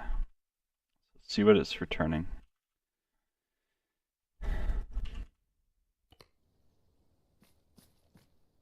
Earplugs 7. We'll go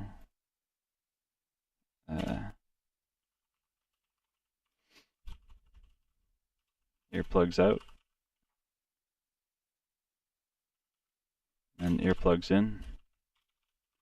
I just want to see the system working in a few different ways. Earplugs in, earplugs 0.07, effects 1, map factor 0.07. Earplugs out.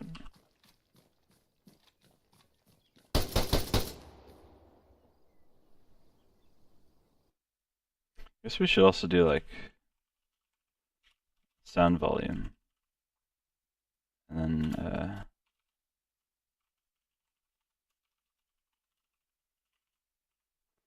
for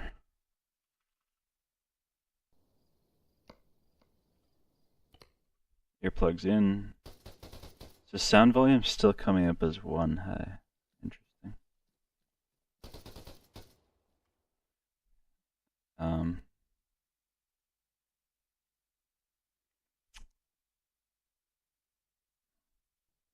That's so. Oh, I think it just takes time to change. I think sound volume takes time to change. Yeah, that's why. The 0.4 is like the change time. The sound volume changes. So if we just get this value now, it hasn't even started its 0.4 second transition. So it's just backwards. So earplugs in. So now we'll change. I'm assuming people are normal and have the effects higher than the map factor. But say the map factor is up here and the effects are down here. Let's see what happens. So earplugs out. Earplugs in. What? Come on.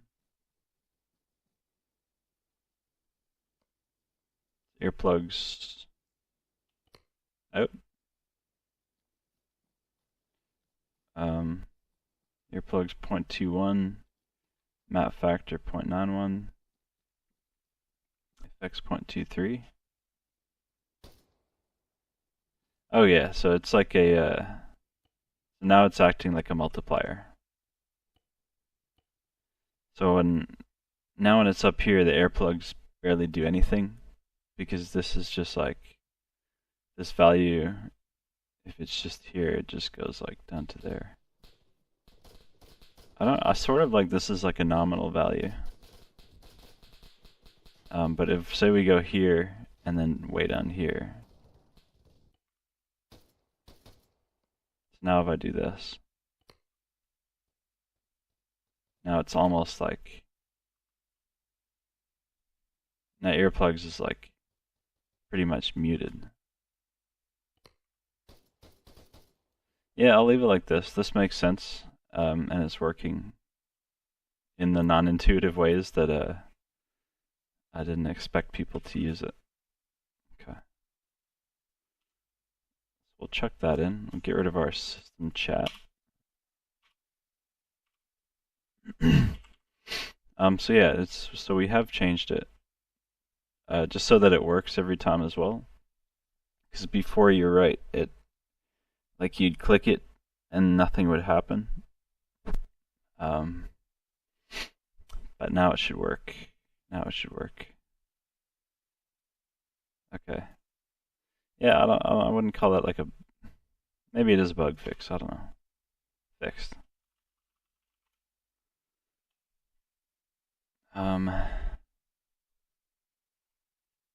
Okay, now what?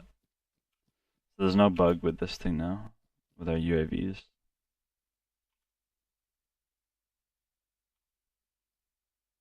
No bug here. What other things to test? This is our big one. We'll test the cage armor. So APC, Marshall. Actually, we need to be like a engineer. I think you gotta be an engineer. Why are the gunners in the UAV showing injured? Full selection.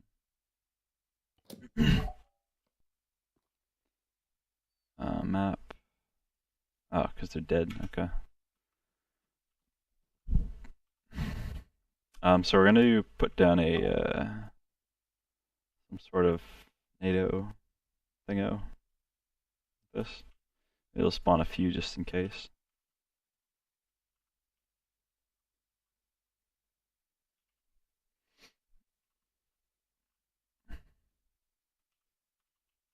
Okay, we've got a few there. And where's our support asset? Is there a Bobcat? Maybe over here. And then our repair truck. Repair truck over here.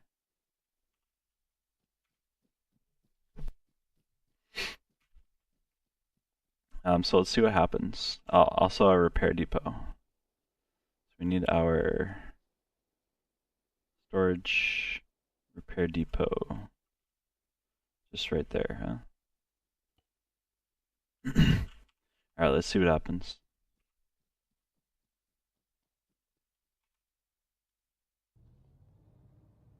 So go near our repair truck. Actually, just a control test. Camo net, but no armor. No armor here. We'll go to our repair truck. No. Actually, I want to change the CC convoy action. Should require driver in target vehicle. Okay, that's something else. We'll get to that. Okay, so there is a repair action and there's a service action here because we're beside Buddy. I'll come over to the Bobcat. This is explicitly the one I do not want to be a do all armor thing. So we'll come over here. We got service.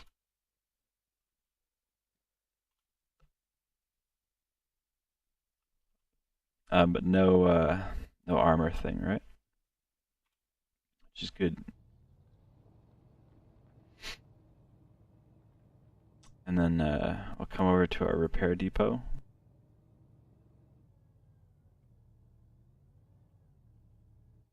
Hop out. And still no armor thing. Why no armor thing? Where's the armor thing? We've got to be in the vehicle, don't we? We have to be in the vehicle. Do we have to be looking at this thing as well?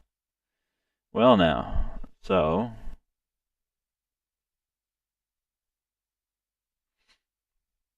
why do we not? Is it because we were servicing before?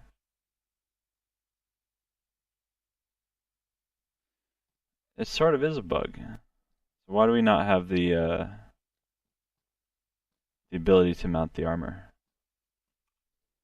This is a bug. Let's try it base. Let's try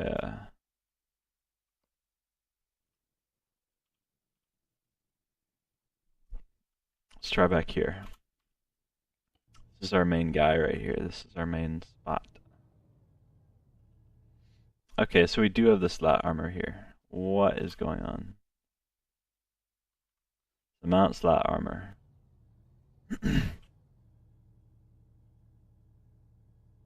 Engine off. Mount slat armor. Okay. So we actually do get the option over here.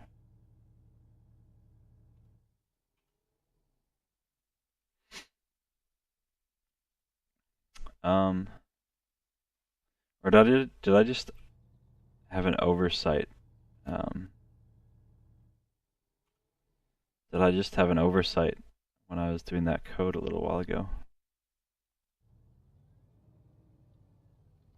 Let's go out there again.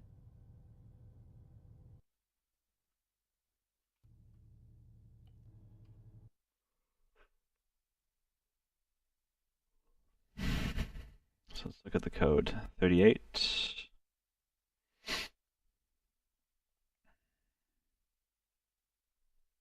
So let's just have a look, see what's going on.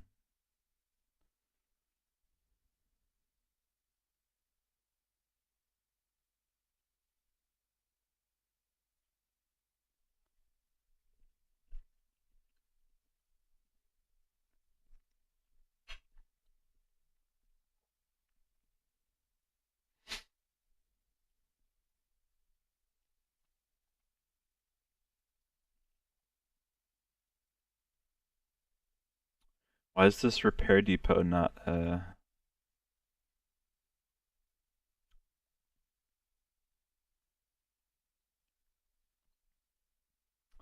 cursor object near repair depot? Why is are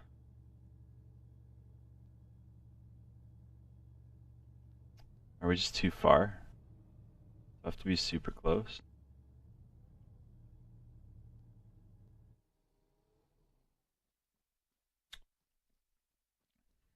Let's check the code for this.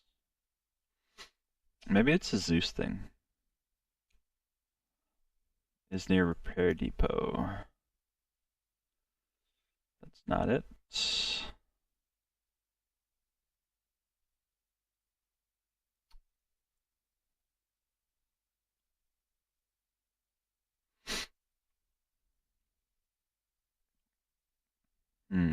Interesting. Let's just check something.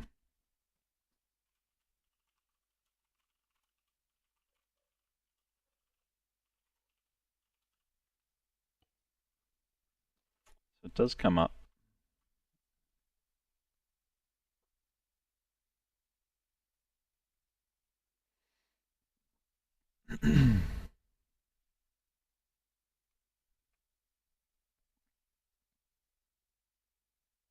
Get repair cargo greater than 0. I think it's this line right here.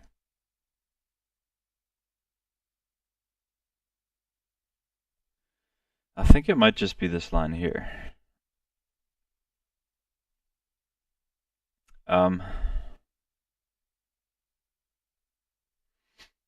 Because this returns true.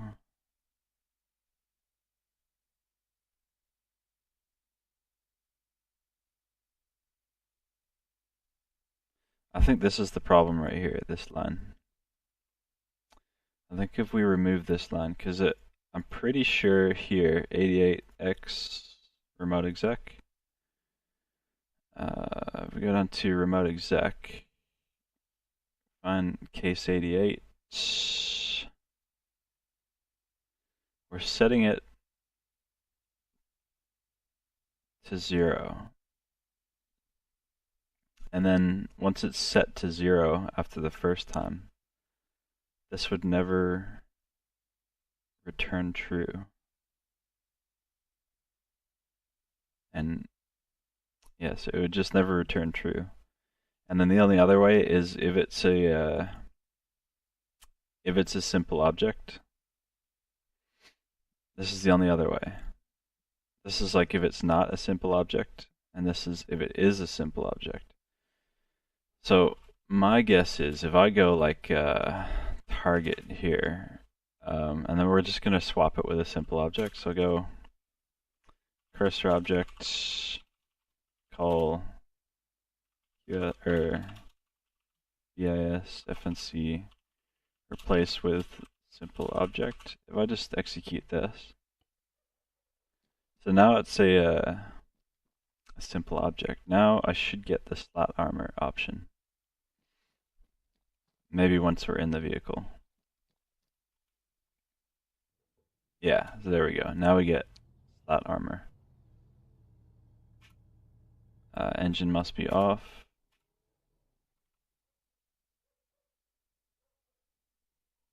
Now we have the option. Test the containers that are spawned in Eden. Are they usable as fob? At least the ones spawned by Zeus. Test the containers that are spawned in Eden. Oh, well, they have to be like they have to be registered as a vehicle. Like you can't just put them in the editor. You have to. Maybe we should make it so that works too.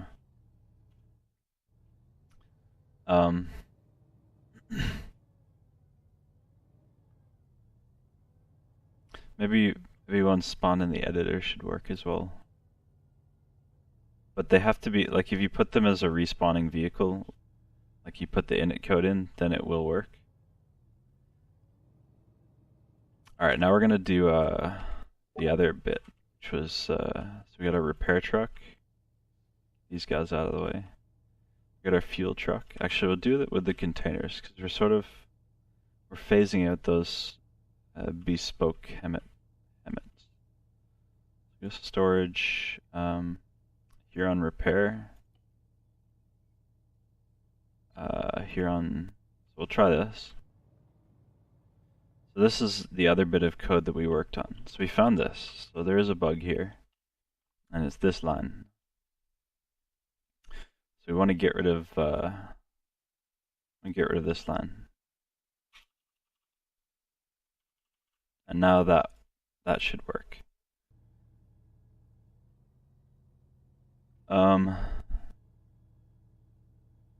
Now you need to add them as like a respawning vehicle.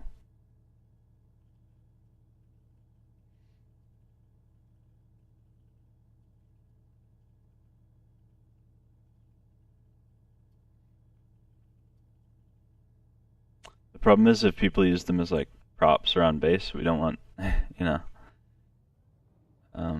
we gotta be careful with what we do it to. So here's a repair container.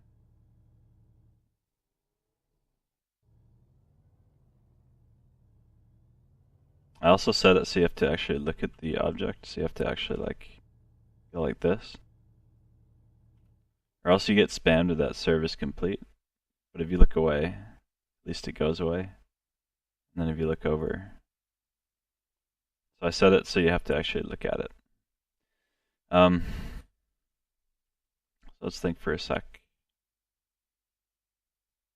Yeah, so that's just a repair container. So if we add a fuel as well, and then also add the ammo. Now we should also get the slat armor. Yeah. So now once these three guys are all here, which sort of indicates that it's a serious repair spot.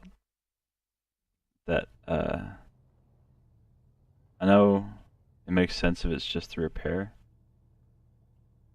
but this at least raises the bar.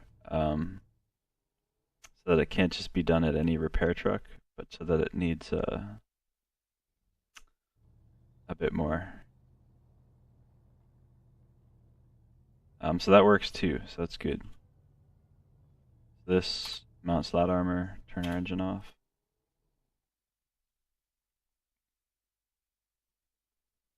Yeah, cool. So that works well. And then there was a bug with these things. It worked for the base one because the base one was a simple object, but for Zeus spawned ones it didn't work. But now, by removing this line here, it should work.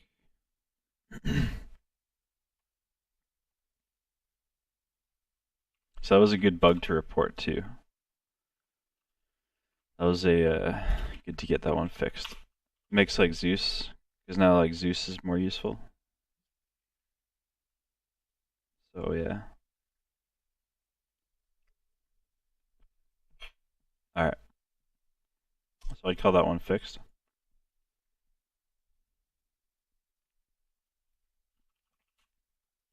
Fixed. We'll do this one, load captives into vehicles. This should be pretty straightforward. It could be a bit tricky, but we'll see.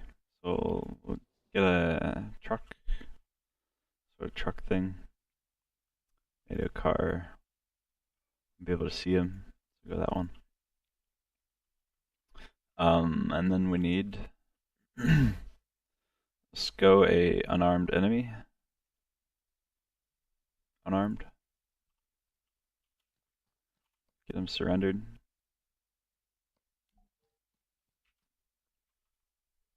Okay, so people were not able to load him. Why not? Load, nothing happens. Okay. But not nothing happens. So we do get the action. So that actually, because we're actually getting the action,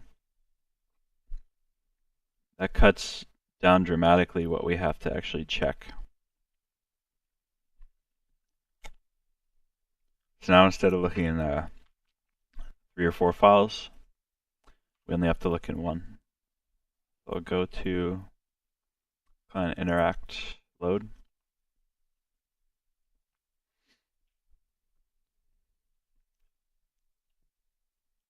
And let's see why. Let's look here and see why it happened. First thing I'm looking at is this t variable. So if I come back to the client core file, okay, I guess 2 files, huh? Client core file, on the load variable, this one.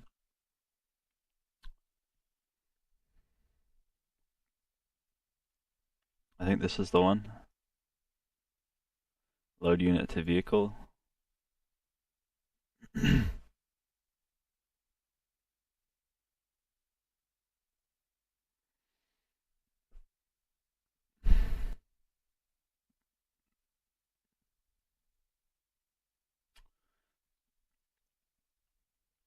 Okay.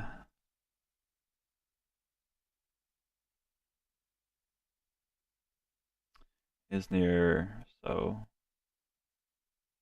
that wasn't super useful to see. But in the interact load, now what do we got?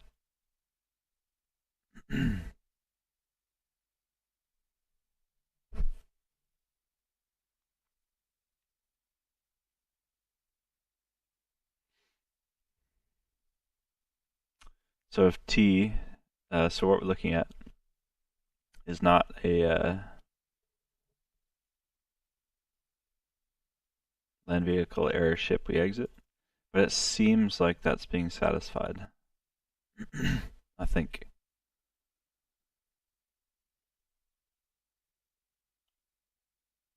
So attached objects is kind of CA man base. It should detach. It should detach.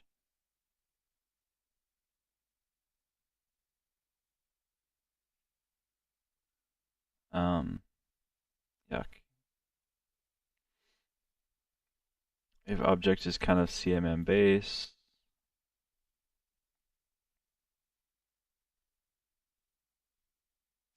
I wonder if I wonder how much is attached to us right now.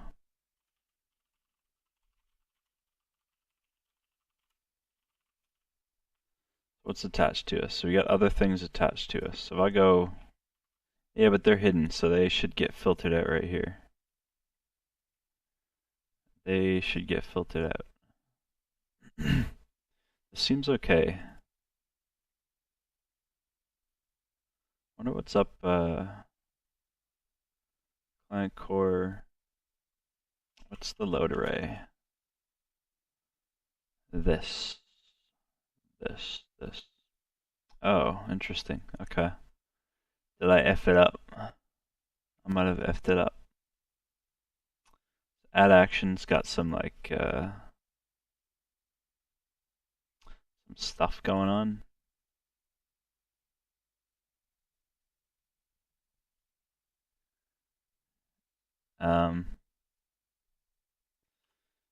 We're gonna have to check. This function's been like modified a fair bit, just to suit some of the logistics stuff we've been working on. Client interact load. Where is this being executed from? Okay. The client interact load. So I modified the function to work with this.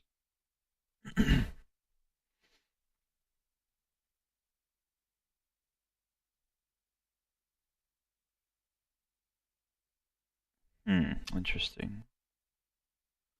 So by adding this line here and doing it like this, I actually broke the rest of it.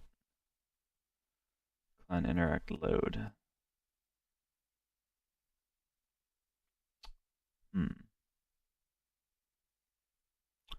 Yeah, so this is the problem here. No, now this is like I've separated in the code. There's two different functions for well, sort of. There's two different procedures for loading in units and then loading in objects. But the problem is that I'm using it in two different ways. Client interact load. 50 cut text. And that's okay.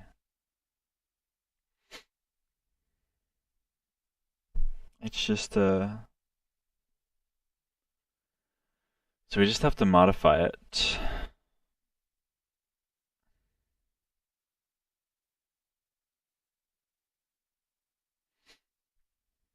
We just have to modify it somehow. What I might do, so how many params are on add action?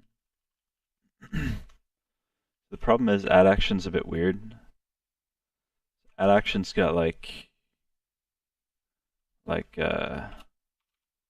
default it's got like target, caller, action ID, and then arguments. So that's what it's expecting. So when we go like this spawn interact load, what's actually hitting this file in the params is like this, whereas how I modified it to work for some of the logistics stuff, it's actually more like this, so parent child target attached object. So I want to keep like this, but then I want to make this work too. I might do like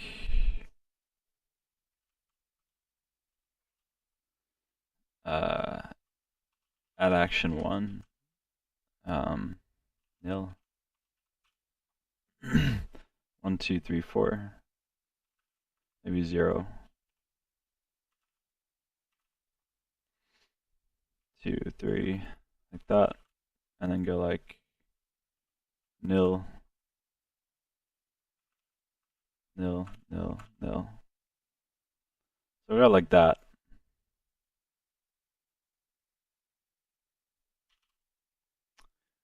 I'm gonna chuck this back in load cargo. This result equals parent child, bunch of nils. That way that function call will work. And also, see, this should work now. This should work. I give it like 75% chance of working. So that's actually good enough for me. So we're gonna test that one. Test. We got to test that one. And then the main one. So the this one where players are no longer becoming incapacitated. That is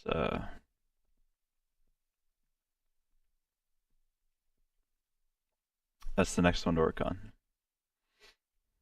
I didn't spend long on that load one because it worked fine before. So it was really just going through like existing changes.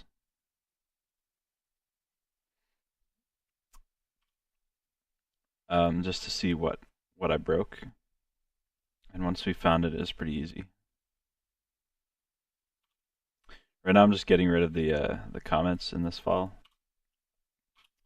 My compiler can't do comments, unfortunately, when I execute code in debug console. I'm just getting rid of all our comments.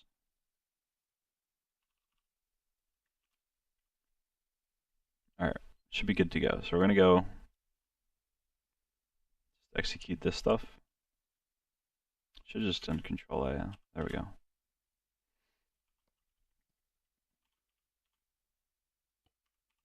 So we're moving on now to the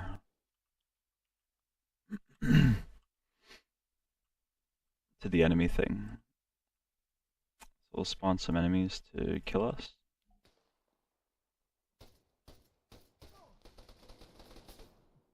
Alright, incapacitated. Now say I respawn.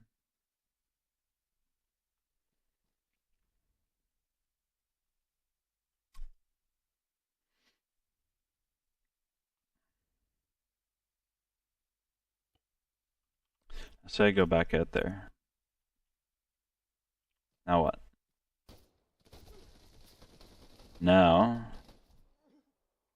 incapacitated, but I die. So we have to figure out what happened.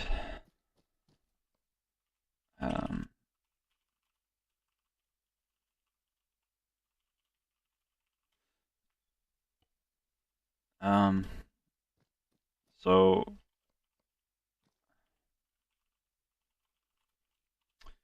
player get event handler info. We just have to do some diagnostics to figure out what went wrong. Like why it's not working. System chat.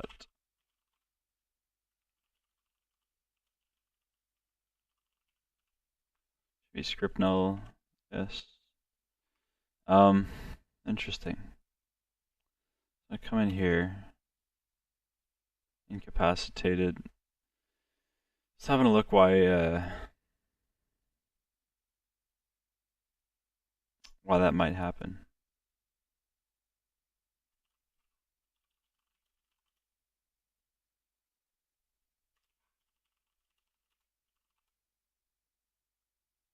System chat.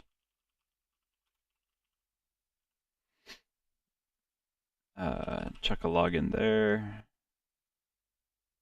Dead one.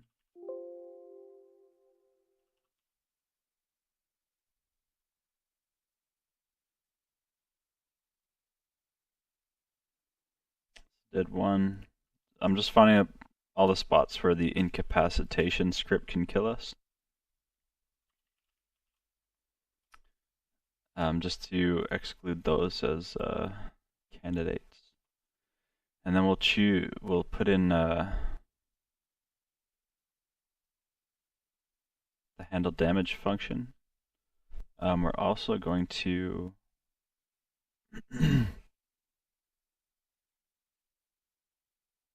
chuck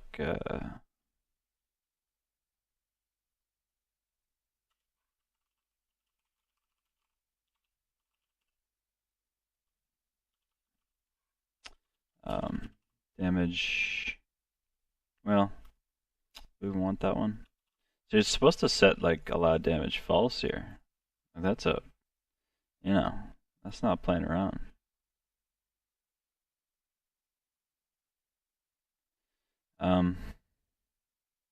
It's also supposed to cap damage here too.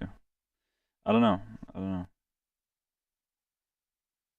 Okay. What to do? I guess we'll see how this goes because there's not many spots where like the player just gets set dead like that. We'll execute that and then go back to our boys. Incapacitated but killed. Interesting.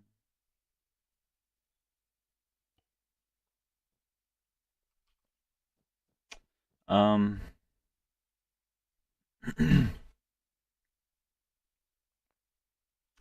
chuck some more lines in, so we'll come down to here. We'll go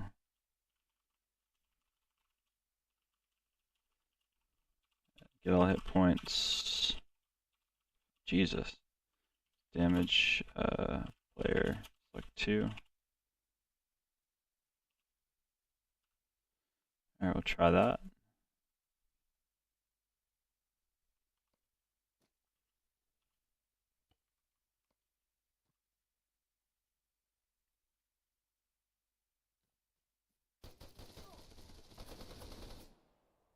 Okay, so what do I see there? The last 4 are at 1. The last 4 are at full damage. Nothing else is too critical. But the last 4 are critical, so we go.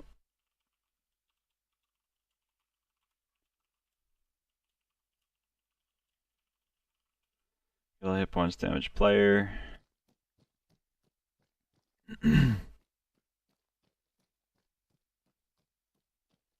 So what am I looking at? 1, 2, 3, 4. Arms, hands, legs, body.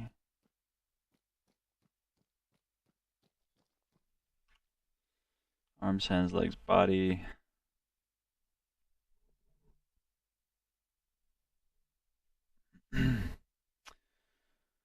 I wonder.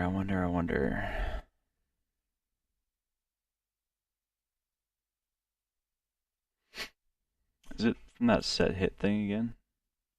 We set hit the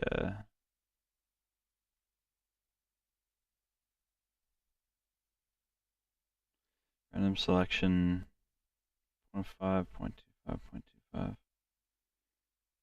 8. Actually, is this it here? 8, 9, 10? No. Oh no. Random selection. Never mind. Hit value. Hit part index.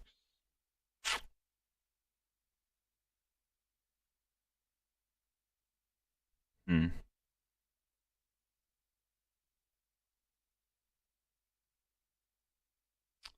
just shouldn't be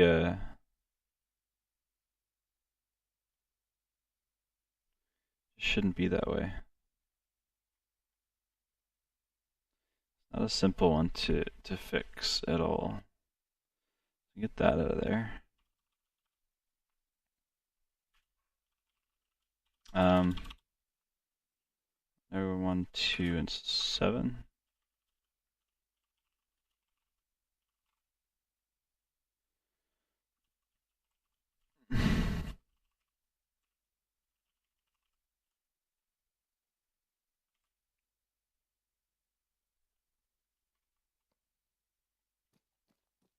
Yeah, we're just trying some stuff to try to track down the problem.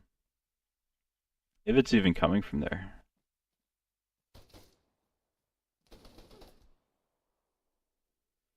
Two. Yeah, nothing was really nothing was too serious there. 1.1.8, 0.13. Damage 2, 0.89, incapacitated.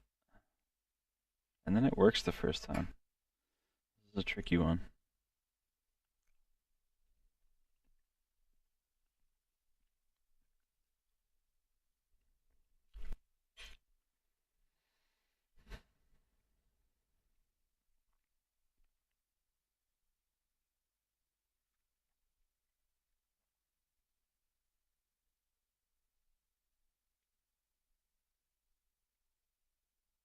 Hmm.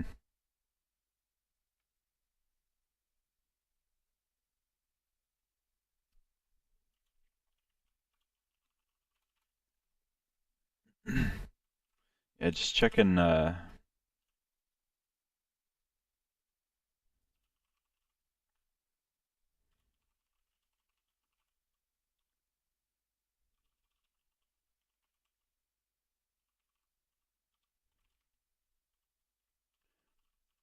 Just trying to figure out why this is happening.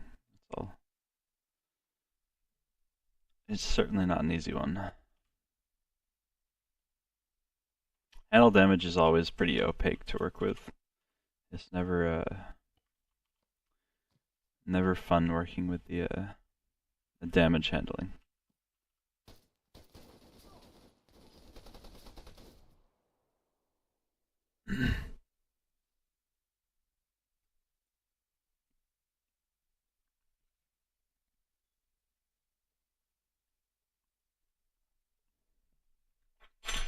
Or if it's just the 0.89. Is it like, is it as simple as that? Just like 0.86?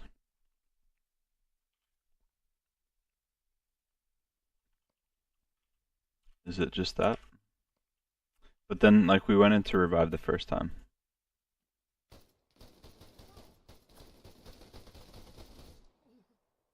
No, not that.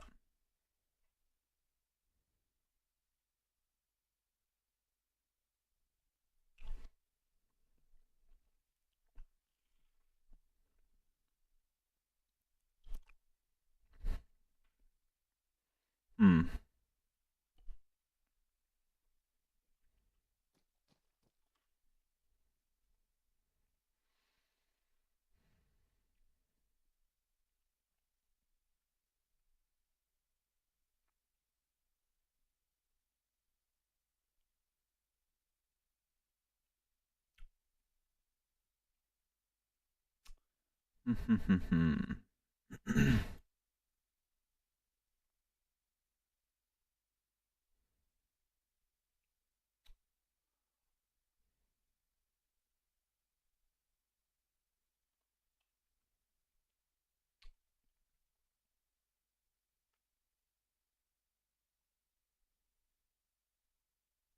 I don't know. I just do not know. It's coming out like it's going through the incapacitation. That's the confounding bit there. Is it's like coming through this file.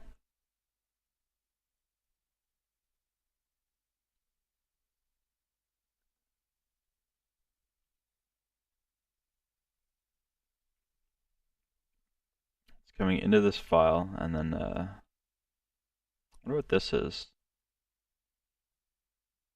Oh, oh, oh my God. Oh, I see. I found you. I found you. I gotcha. Alright, I think I know what it is. I think I know what it is. That was a tough one. Okay. So finding files. Let's see where this revive respawn type is. So probably probably it's gonna be set somewhere. Or not.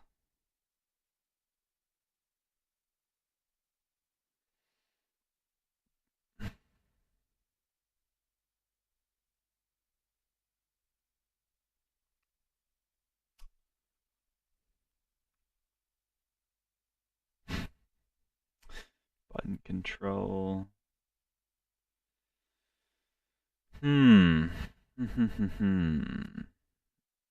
My guess.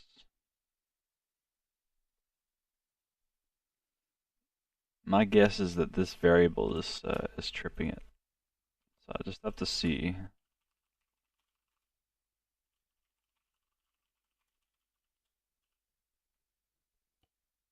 Base. I found you. Okay. I see you now. I'm not sure how it got tripped actually. Like this variable doesn't come up in the logs that often. Like it's just not it's not here. So the only time it gets set is related to a menu button, which is very bizarre. I might actually delete this whole section. Nah, but then okay. Okay, I see it. Wow, that's sneaky. So I'm gonna try to trigger it now. So player set variable nothing, just empty. True. So now I will get incapacitated. Yeah, okay, we found it. Ladies and gentlemen, we got him. Okay, so now when we click this button here, respawn at base, it actually flips it flips a variable right here in this button. So like we're setting the button set variable respawn at base. And then there used to be it used to get set back in the respawn code. It used to get set back to nothing in the respawn code. But since the changes to the deployment system, we removed this line from the respawn code. So now the next time, so there's nothing to like flip it back to empty, so it stays on like, you know, base or whatever it got set to. So then the next time we come into the script, script's coming down. This bit down here,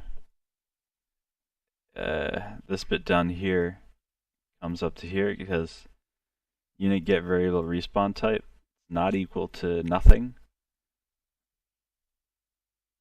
and so it like this bit of code really just listens for the button press, and when it senses the button press, then it kills the player. So it got set by the button press on the previous life, and then the next time it enters the script, the thing listening for that variable gets triggered. It gets force respawn variables set, and then it comes all the way down to here where it goes force respawn player. So we found it.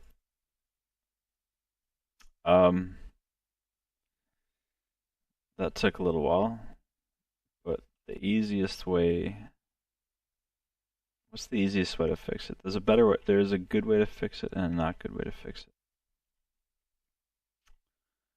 it. This is the actual file too, so we'll hide this for a sec. So the easy way to fix it is to what? Because this is still used. This is still used. For when the player hits the hits this button. Same effect. Just like that. So when the player hits that button, so this is still sort of necessary. But what we need to do is set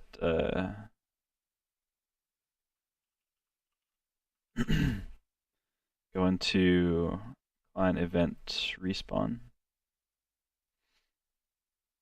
and just simply add it right there. So this is actually just the fix for it right here. It turned out to be a one-liner fix. After all that, it was figuring out where to put, what to put, and where to put. And it's just one line in the right spot. So this line here fixes the respawn bug. I'm pretty confident with that too. So I'm gonna go fixed. And what are we up to? So we'll do a, this is fixed, respawn fixed, cage armor fixed. We have to test the captives into vehicles one. Also the cruise control action. Okay, so there's a couple other things. The earplugs is sorted.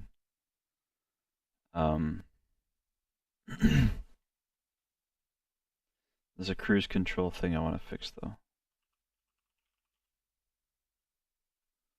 Interaction CC. Yeah, that took a while to find. That was a tricky, sneaky deaky one. But we found it. It's the thing is like when something's already been working for a while, finding the fix is easier because I know it always has worked before. So it's just like finding what I changed. But I didn't expect that to. I didn't expect that to be the issue. All right. So interaction CC. What I'm trying to fix now. Let's get rid of these guys.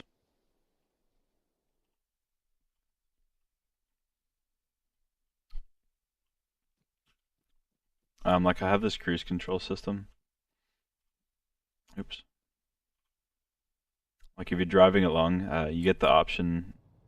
You're driving along with forward speed.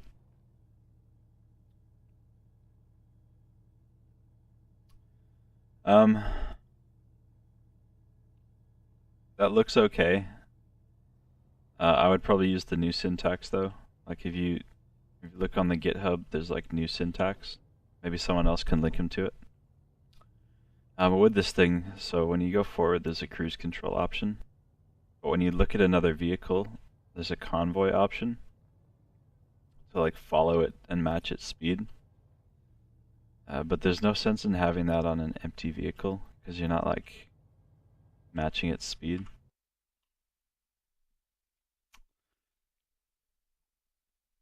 So it should just be like, so we need to test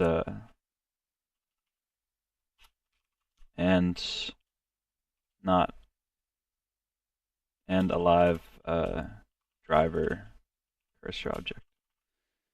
That way there needs to be a driver in there to get the convoy option.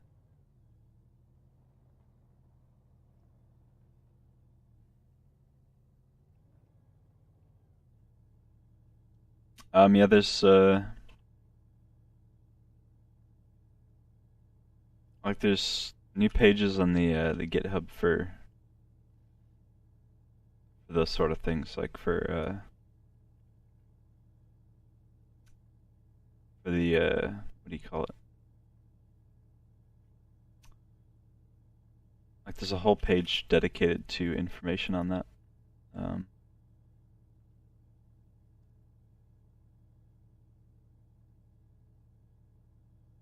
Like there's that whole page there is and then there's like a section in there. Like if you just look down in that list, there's like a registered vehicle example, and just use that one and like change the numbers, like your 50 or like your 100 and 2000. So yeah. Okay, so this one, what action? So I need to figure out what action I added recently. What action did I work on recently? Cruise control, parachute cut. I added something like it was to check on the destroyer. Like I forget what it was. It was like the service action. So like, just trying to figure out where it was. This one, okay. These two things here. This is what I want. Service. This is like the cursor object service. So I accidentally like pasted lines in, but left this and this in. Alright, that's fixed. Alright, fixed. Fixed. I think we're pretty much done. We're gonna do a quick test. The smoke one's hard to test, like that. That's a tough one to test. There's no real easy. All I can do is like trigger some combat. It's just not easy to test. I can just trigger some combat, and that's pretty much it. But we're going to recompile and test just the changes we made there, and then see how we look.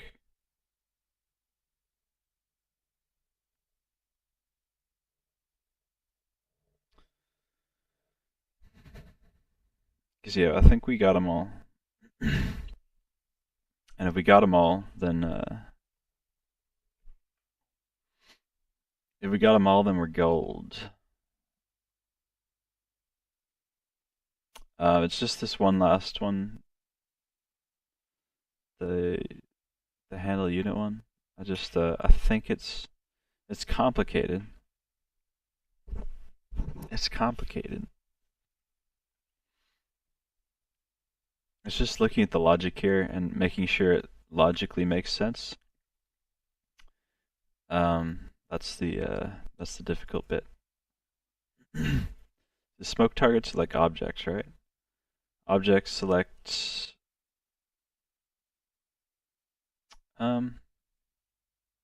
x distance, unit distance x, unit distance x. I don't like that actually. I don't like that distance check there. It's pretty inefficient. Maybe we change that.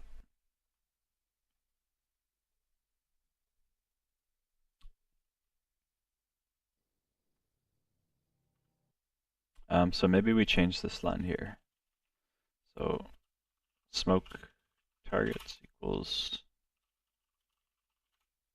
smoke targets in area array. We'll go get pause ATL unit 1000 1000 0 angle and then pulse. Okay, it's a bit more efficient. Even get pause ATL unit, we probably already have a position up here somewhere. Get pause. No, I guess not. Okay. Pause ATL unit.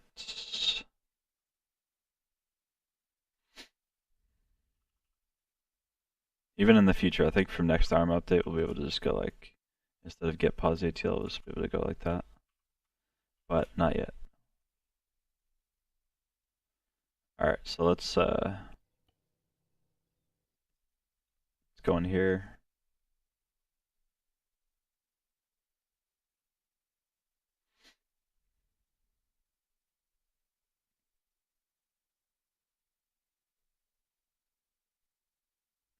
Export to multiplayer, and let's do one more test, see what we got. It's been a while since I've looked at this code actually. It's good to look at. 0, 1, 2. Alright, smoke targets. 0, 1, 2. Looks like 0 is greater than 0. Looks like 2 is not equal to 0, 0, 0. This is well constructed. If smoke target is not equal to 0, smoke target select 0. This is just smoke target select 0. Okay. It's got to have something in it. And then it's going to have a select 2 as well.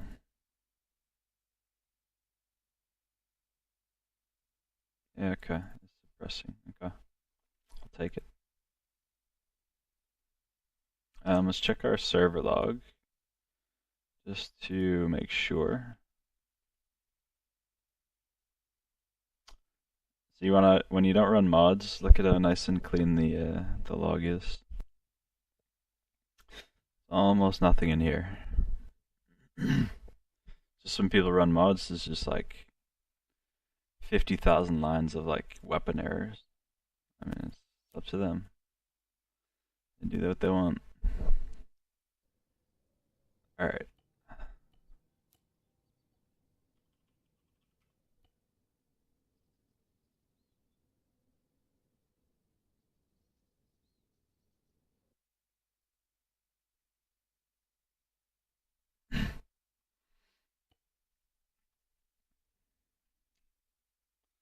Oh yeah, we're gonna do that Easter egg, weren't we?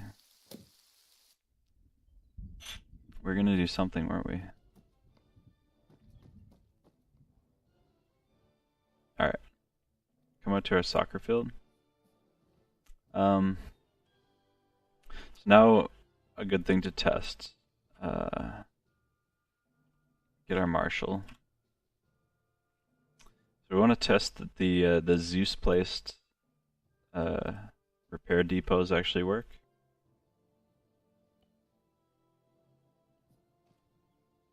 So we want this to give us our slat armor option, cage armor. Well, we wanted it to. I think I have to be engineer anyways. I think that's just the problem. Let's go back. Engineer. And roll.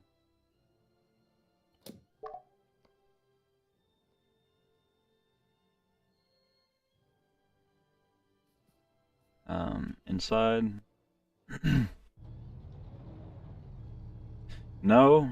Come on, man. What's going on here? Why not? Come on, man.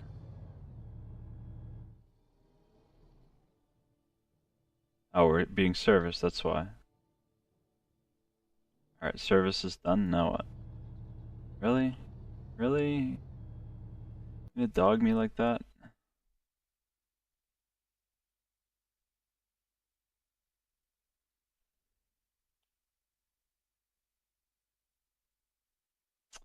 Are you serious?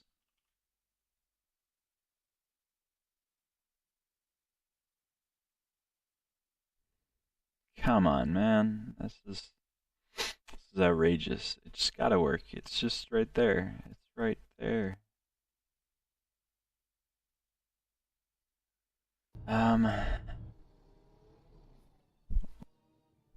Wait. No, that's just the cam on it. This is outrageous.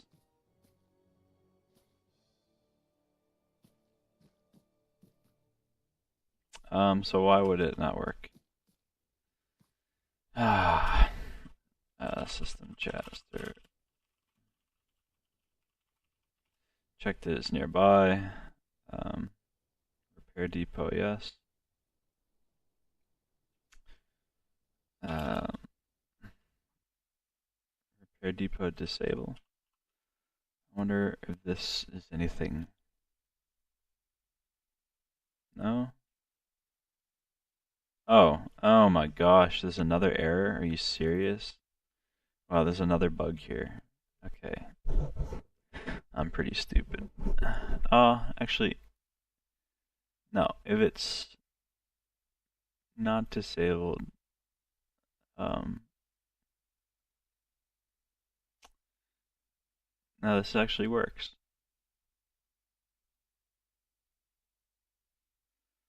But we do have to be inside the vehicle. So tell me why it's not working. Client core. I was hoping we would be done. Slat.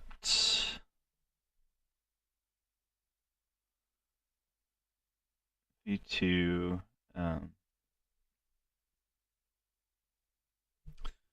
Let's just check this variable out, see what it's doing.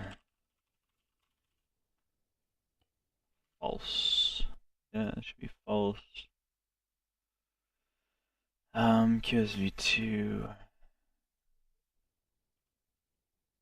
Yeah. V2 is near repair depot. It should just work, man. It should just work.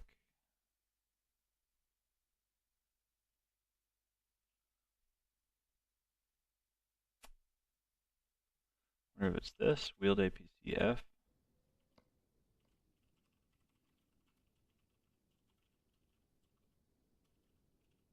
Should be true, yep. Course is near repair depot.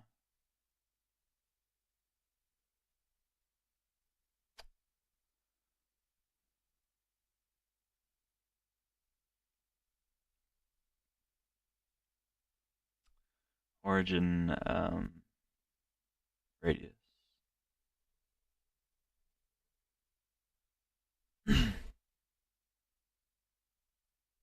I don't know. It's a bit. I guess we just like test this evaluation.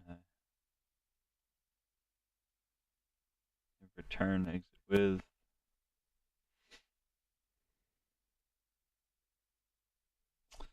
This is a bit disappointing.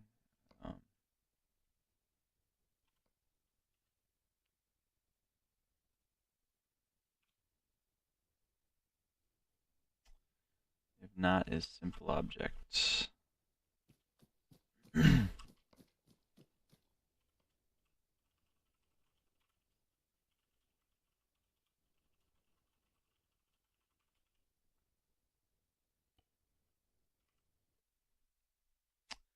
Not a simple object. X is kind of distance 2D less than radius. Oh, that's pretty well. That's a pretty tight radius actually. That is a tight radius. How's our model look? Pretty damn tight radius. But then it worked before, so no.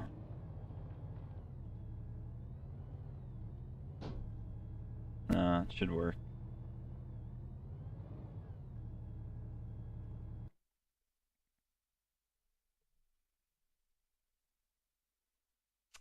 Get rid of this crap. Actually got to do this as well.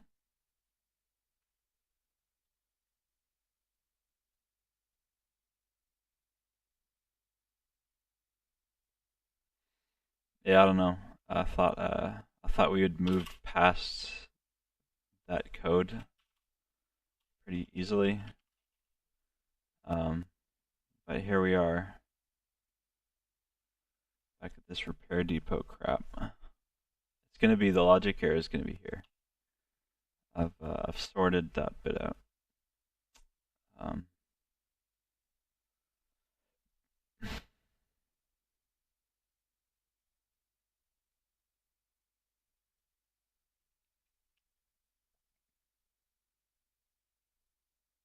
Yeah, it's just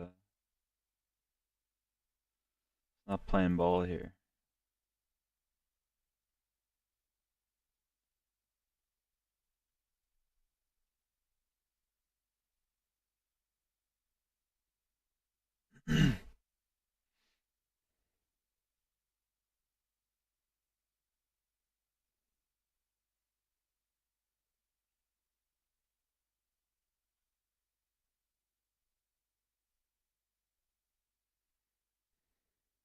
I could just also hmm.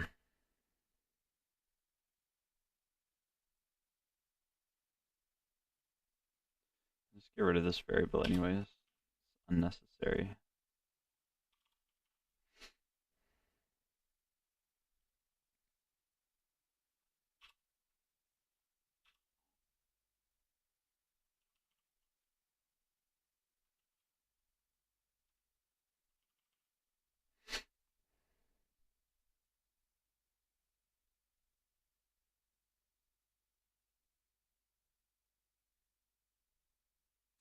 Um, I don't know. Don't know.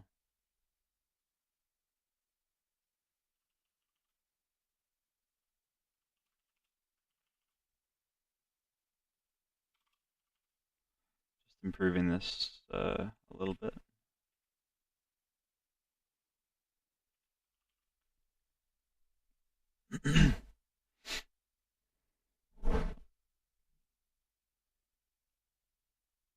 Not so simple, is it?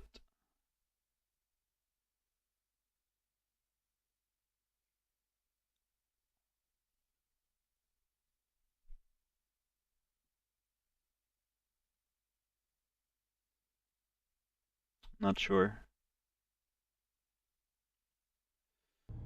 Um, but it is working. It is working otherwise, right? Like it's working. Damn, that's a shame. I was hoping to have this one fixed. It's not. So it should work in here, like with these three things nearby. Even this now? Are you serious? Serious?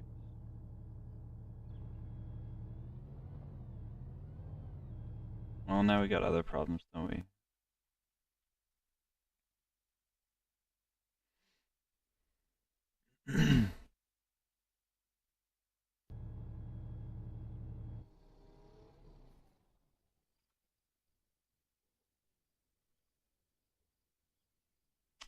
Now we don't even have the option over here.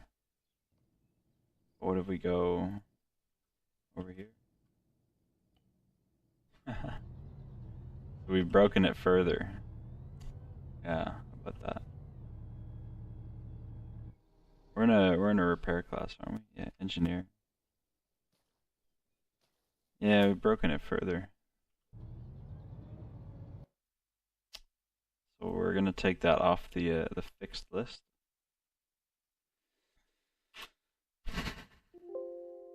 Unfortunately. Alright, anyways, if I was gonna show a little Easter egg. I think we should still do that. Where's our repair container?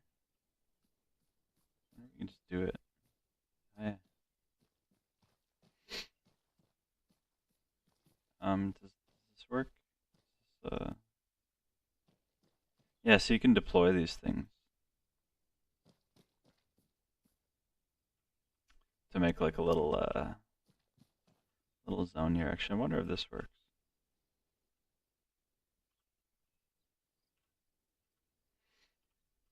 So if they're deployed, does anything happen?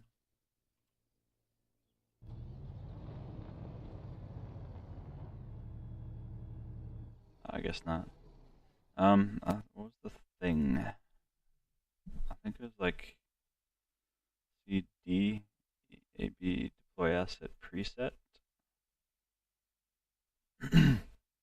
Ah yeah, so functions vsetup container. We got like this, and then it's like what, 5. Okay. If you take like a repair container or any really,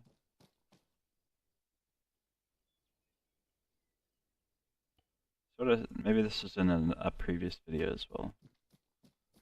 If you take like a repair container and give it like this one variable, cursor object set variable deploy asset preset 5. Just make sure it's 5. Like that. And that's a here on repair container. Then when you deploy it, you get a functional one of these at the other end. And it's a like a repair depot. You pack it up. It's on cooldown for 15 seconds, 10 seconds. Let's see if the thing works over here.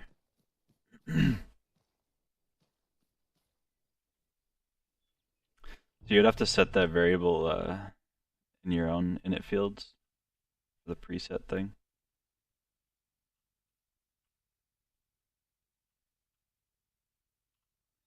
But it like, I think I showed it in that video before. But basically it just allows you to cart one around. Like obviously you can't put this on there.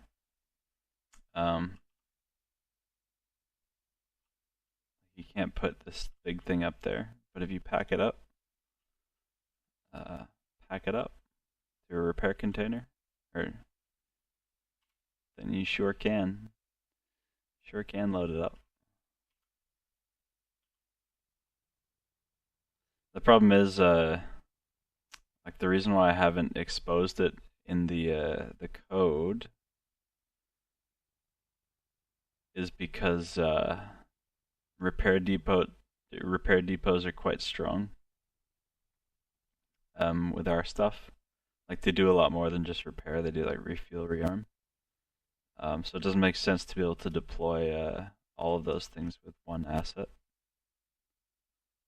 Like you can just come over here, plop it down, and deploy. Yeah, so that's not exposed by default, but you just have to set like the vehicle set variable QS deploy preset 5, and then it will function. Okay. Well, it's sort of. I wonder if we can test. We should test the health things too. Unfortunately, I have to reboot it to be able to test the health things.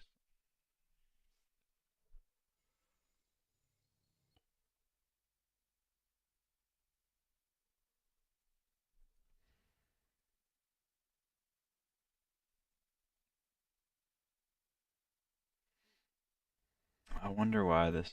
I wonder if it'll work now. Like I just did do some changes. This code does look better now, actually.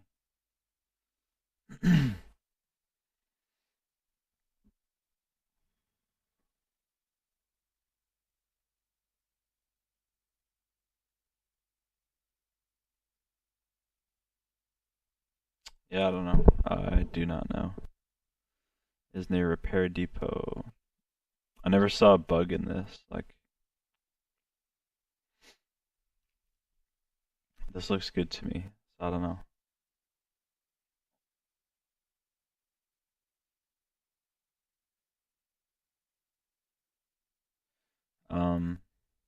Yeah, I don't know.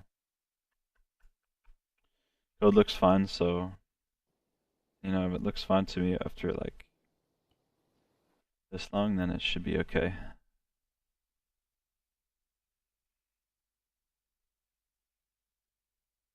But we're not perfect.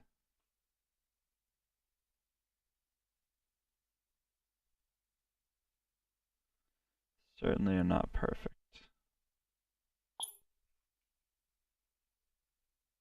Alright, so let's check our hopefully if everything works here, like even if this even if this armor cage thing doesn't work, I'm still happy to call it done. Because like, you know, in what mission is everything working 100%? Like there's a few things that I know aren't working but are just not straightforward to fix. Like that naval artillery. That is an absolute it's an absolute something that I shouldn't say on camera. Just because it's so stubborn, the problem. And that the ways I fixed it were so stupid. Like in an Arma way. Like just yeah.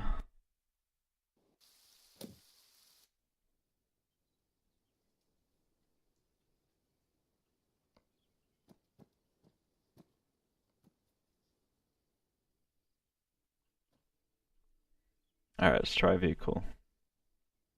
NATO APCs.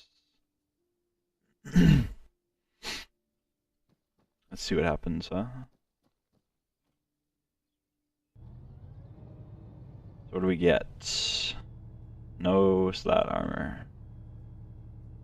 That's a problem, man. That's a problem. And just after I fixed it too. So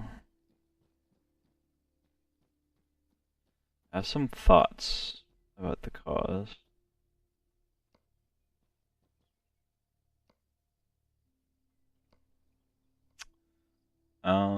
Where is engineer? Let's try to do it properly, huh?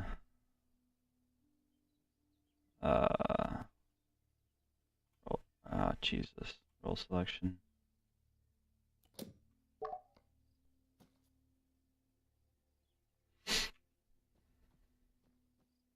Okay.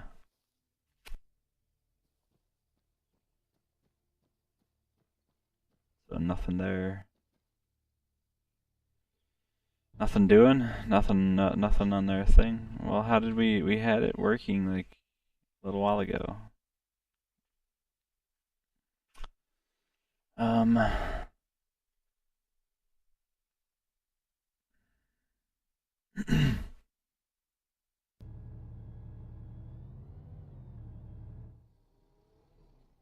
Now it's not even working with, actually it is repairing, or it is refueling, so. I don't know.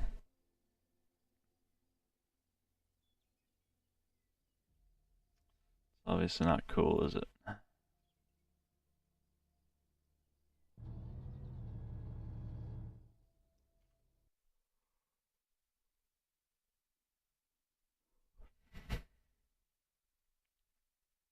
Problem's gonna be here somewhere.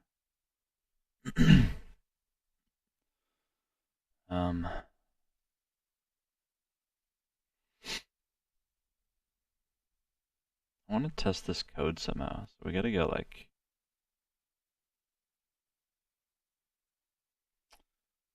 I just want to,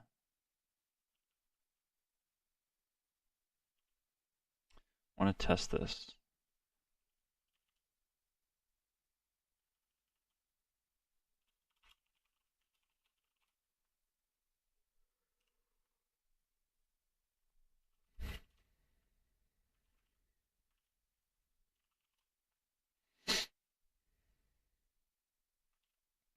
Yeah, just setting up a,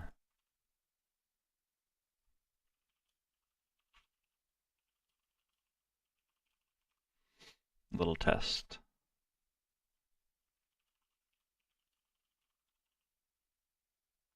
Is near service cargo? Yeah, cargo.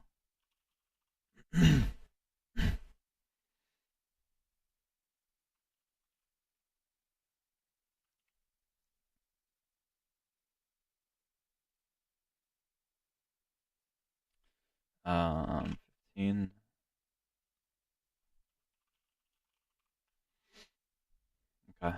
see what this does. So it's returning true, man. Come on. What?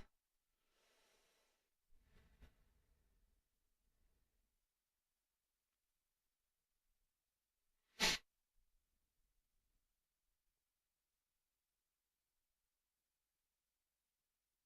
gotta be this. It's gotta be.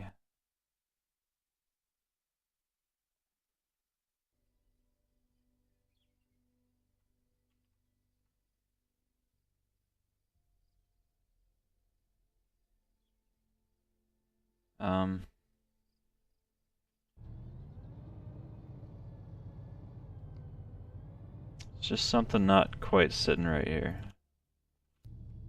Just not quite sitting right.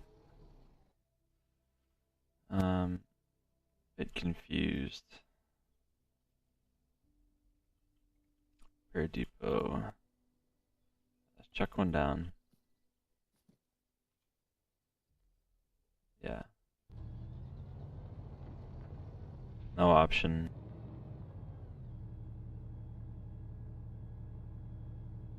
No option.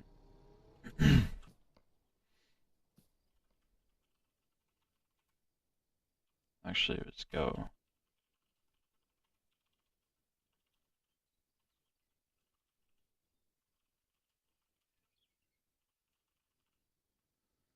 Replace.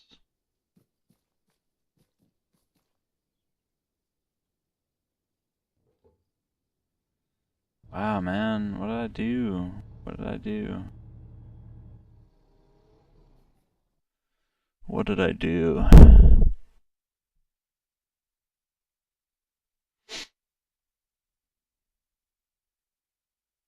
So we broke something. I just can't see what it is.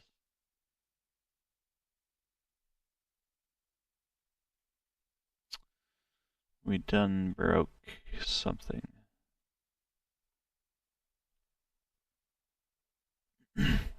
I can't see what it is. Extremely frustrating.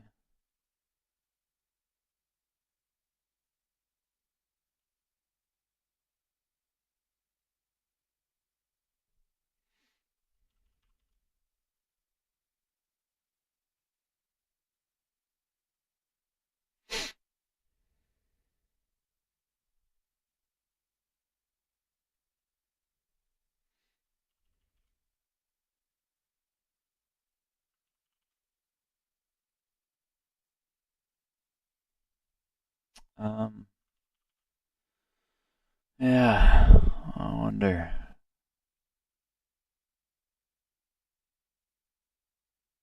I don't know. I can't explain it. We had it working a little while ago, and then it all just went to wherever.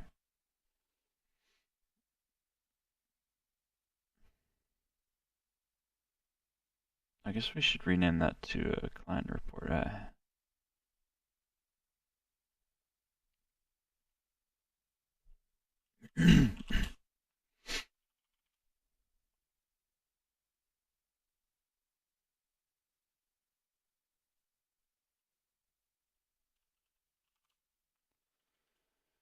I don't know.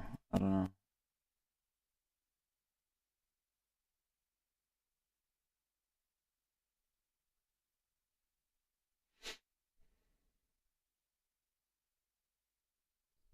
Yeah, I can't explain the bug. I'm at a loss for words. We had it a little while ago.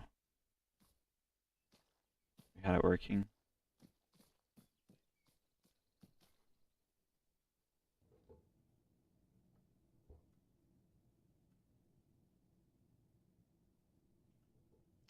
No, it's just not a. Yeah, I don't know. Can't explain it. It's a bit disappointing, to be honest. But there are other things to test. so we can still be productive. We do need to test our earplugs once again.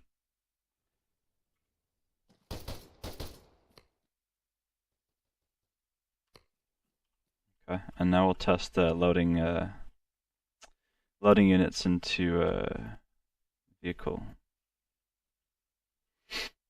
So we'll go unarmed.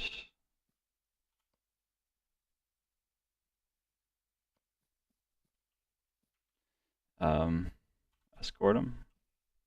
Should be able to load him in now. This is the main thing. Load. Yes. Alright, we can now load and unload, which is nice. Pretty good. Pretty good.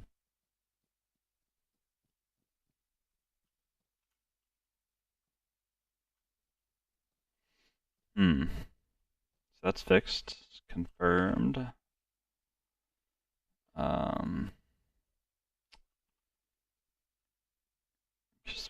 Yeah, I don't know. I'm just stuck on that armor thing. Just I don't know what to say.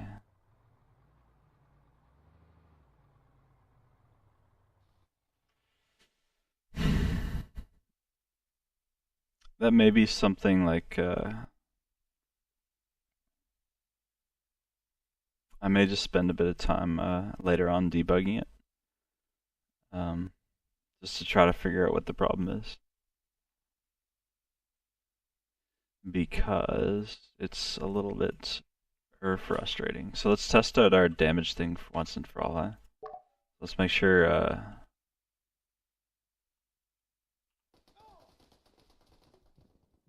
Alright, incapacitated. Respawn at base.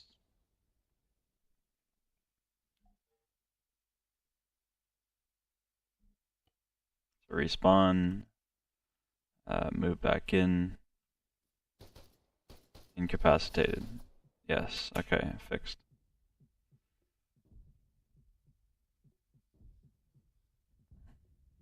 Cool, he's destroying that vehicle. Fuck yeah.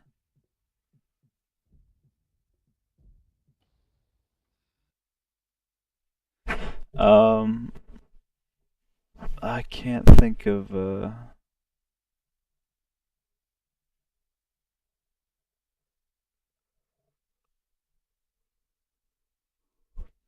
can't think of why it's not working.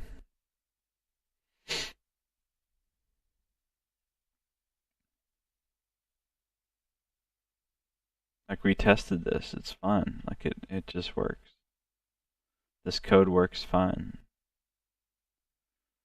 I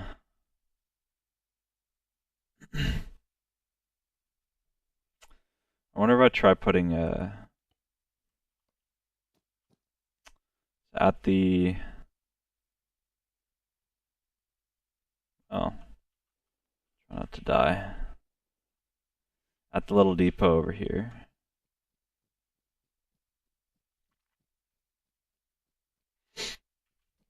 At the little depot. What if I put fuel and whatever next to it? I don't know if I have much more in me, guys. This is this little armor thing has sucked the life right out of me. It's just like it's not what I came to do. Okay, get in. Gunner, nothing. Try servicing. Service complete. Hop in, nothing. No, nothing. I got nothing. I got nothing. I know I can go like this. No, I can't, can I? No. Camera on, size of, type of. The code's just fine, that's the problem. It could be some sort of inheritance thing. This is his return. Oh. Ew. Ew. Okay. Interesting. But then I have private. It is private. I'll just try doing like return 3. Return 3. Just in case. Just do that for fun. Here's near service cargo. Yeah, no, it's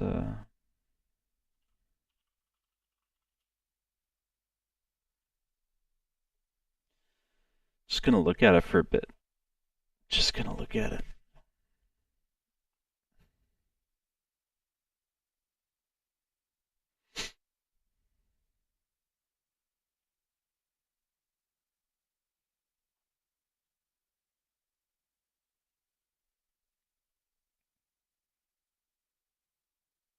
I got nothing, guys.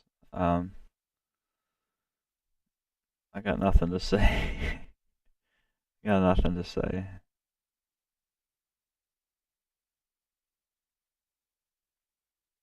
Just having a look.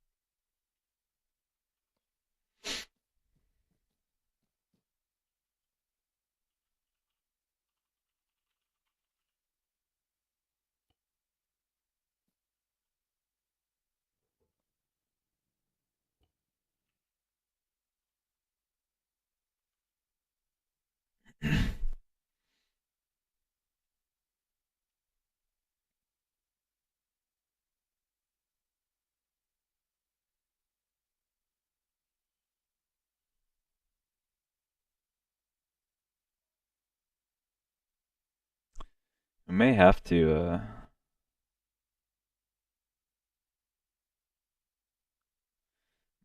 just wrap it up here because I got nothing. I can't figure this one out. I cannot figure it out.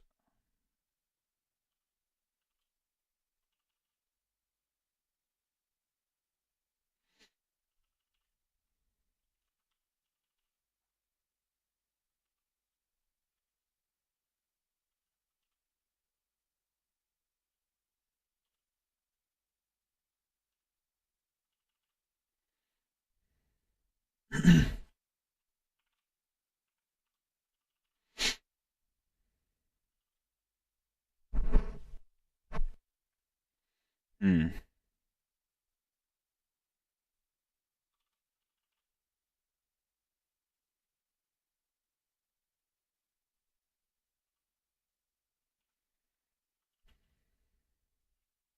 I just don't know. Don't know, guys. No answers on this one. I haven't touched these bits in a while.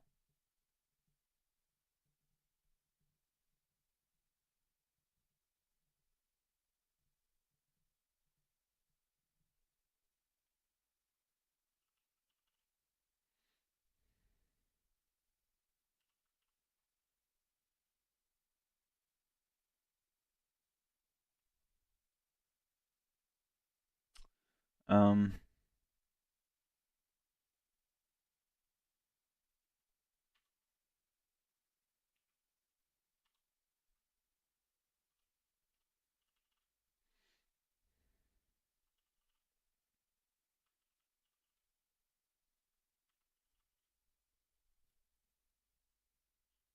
Yeah, I don't know. I don't know.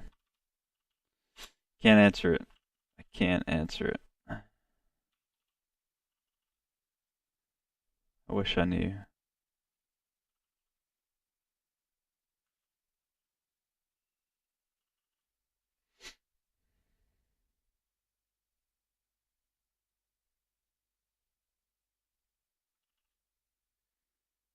What else was there to check?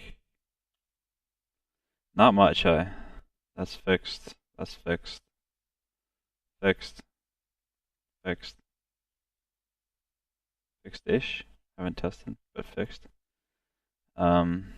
Fixed-ish, and then fixed. This is it. This is the last one. I'm just going to recompile with the code we got here, and then we're going to cross our fingers. I'm going to cross our fingers that it works. And then that's it. That's all I got. I can cross my fingers. I'm at that stage with that bug. Probably it's going to be probably going in here. It's going to be fixed.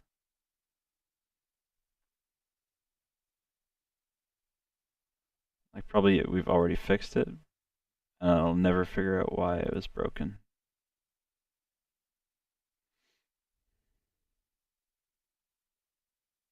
Don't know. Some bugs are different, built different. This is a tricky one.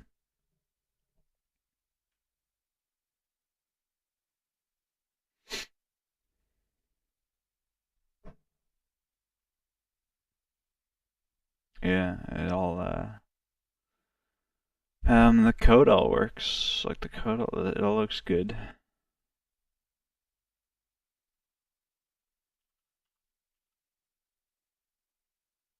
Yeah. Yeah, it just works.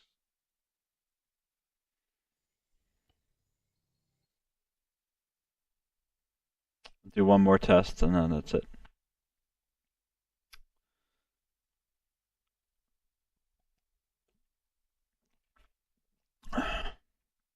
Just can't keep going forever.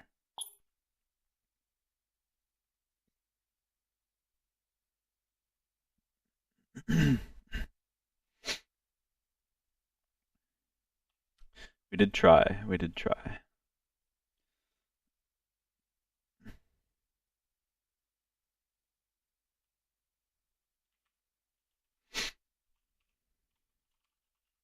Is this a hotfix or is this 1.5 or 1.5.4? Maybe maybe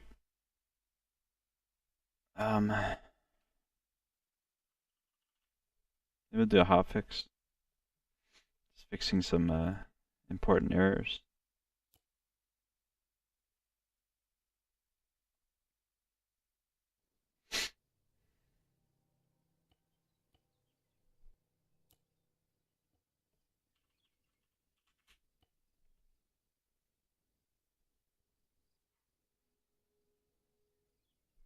I suppose we'll do it as a hotfix.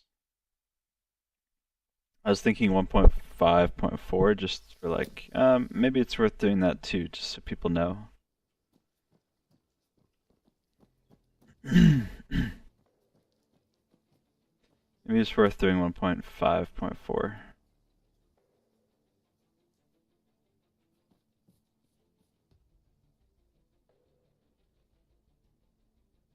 Go APC. I don't know, man. Like this is a weird bug. Like, because we had it working and then it stopped working, and then yeah, yeah, like that.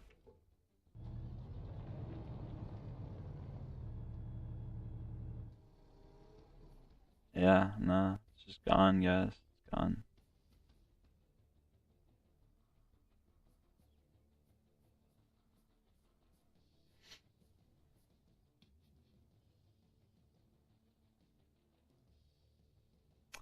Um, I really want to get it fixed, but I don't know how.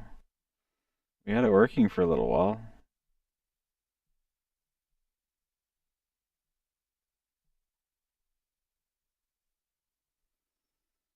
Um, yeah, we did have it working. I better not touch anything. It's dangerous.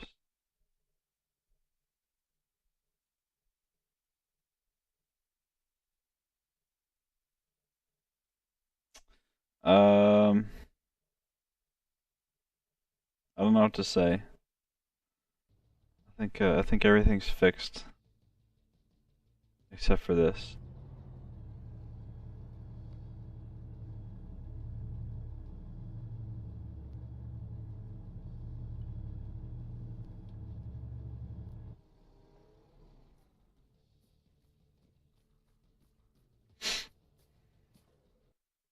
I wonder why. I mean, we can be like robots, right? So we can just go like system chats everywhere.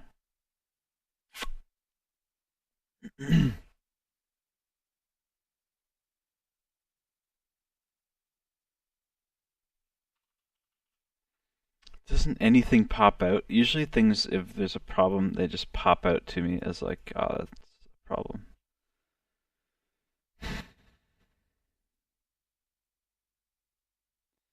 But nothing's popping out.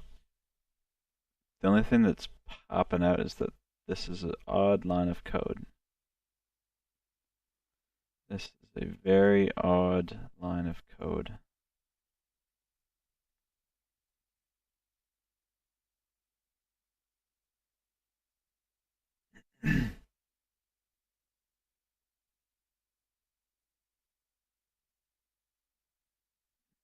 But it works, so I don't know.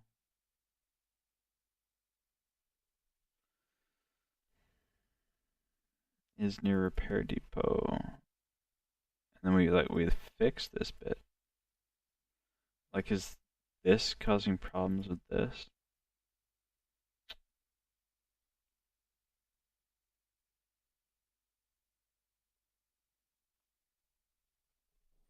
I don't know.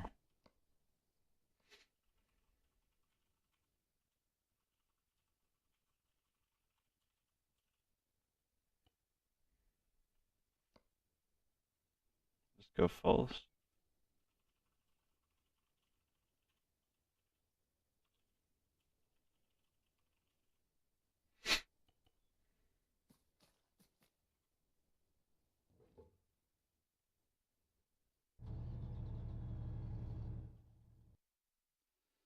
Um, nah.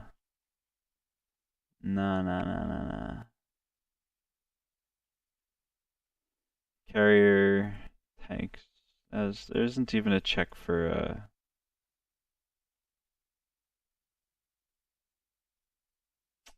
there isn't even a check for like engineer. It's just like straight into the code. Straight in. No, I don't know. I don't know, guys.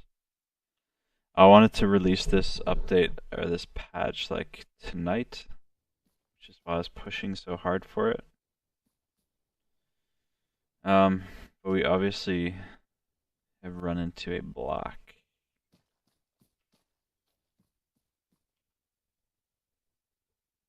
Oh, hello. Hold on. Hold on.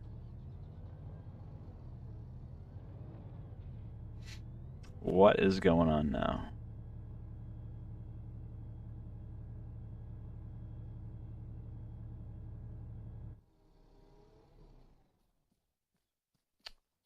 Um, hold on.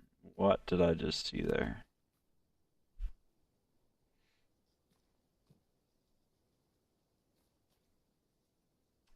So, if we just move this one away. What did I just see there? I saw something.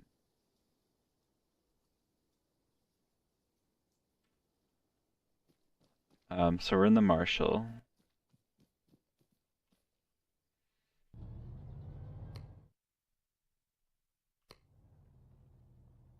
My sound volume set at? Pretty damn low, high. So I saw something there.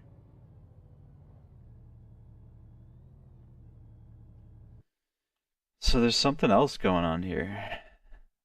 So like nothing, no slat armor. But then I put the camo net on.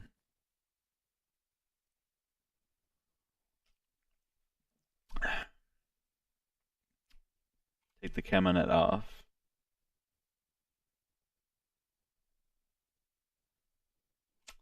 Now I get in. And I have this slat armor option. Hmm. At least there's something to attack now. At least there's something here.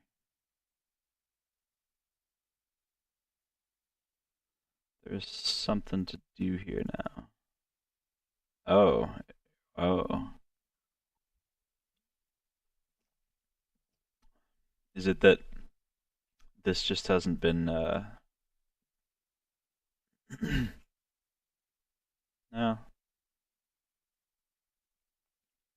That should only have to happen once.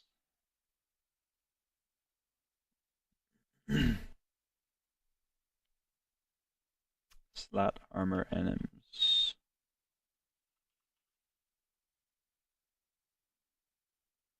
Is equal to -1. Oh, this is gonna get tricky. This is a tricky bit right here. That's a tricky bit, man.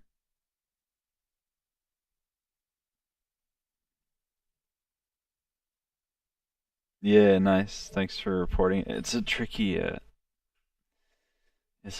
one for sure. Ah.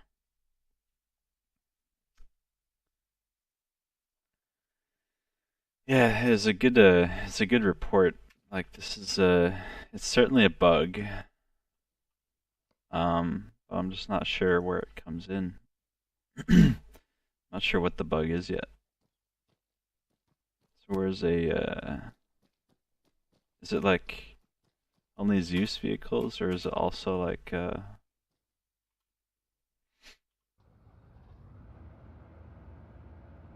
what about the Rhino?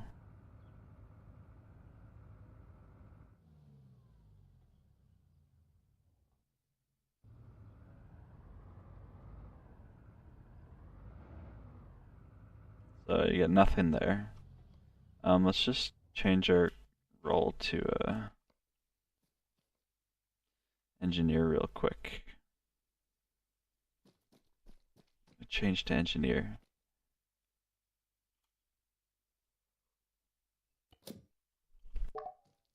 And then we'll come around.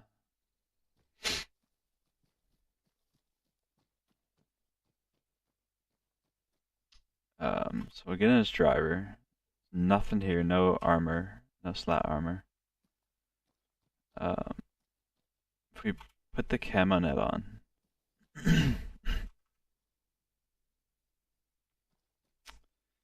Now we take the camo net off.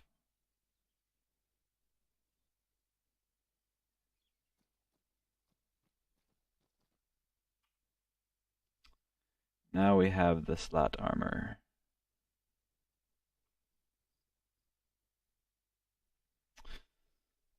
Interesting.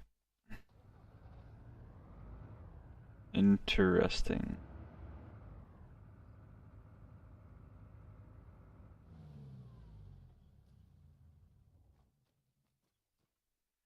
So let's think about this. Slat armor. So we just respawn this one. That was fast.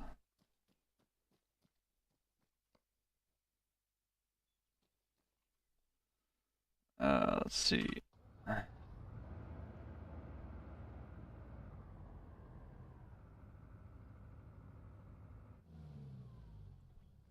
This is a multi-layered bug. This is like an onion bug, like just deeper and deeper. Let's have a look.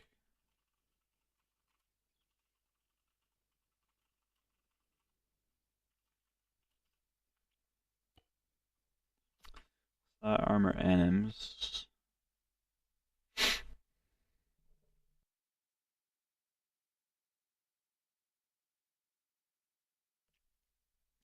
Armor anims.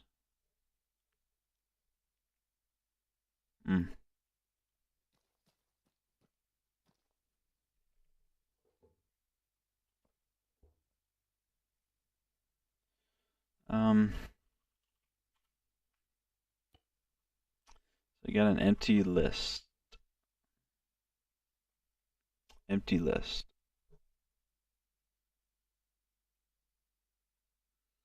Is that it? Is that just it?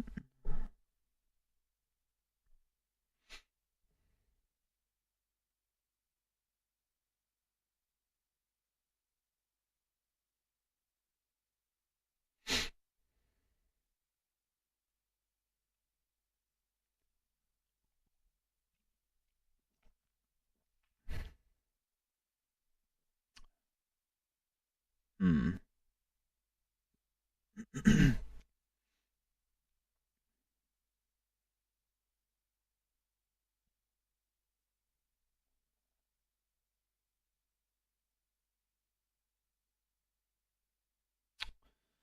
um.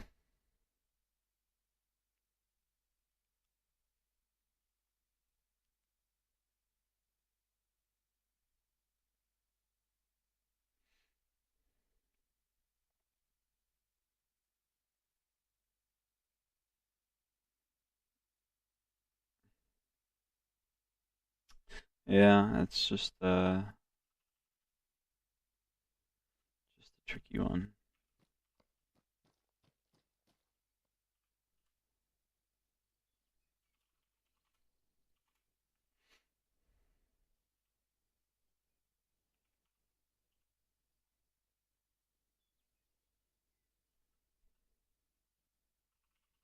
No, there's no. Oh, I mean, you can edit the code, but I explicitly made it so you have to choose one or the other. No, I set it intentionally so you have to choose stealth or armor,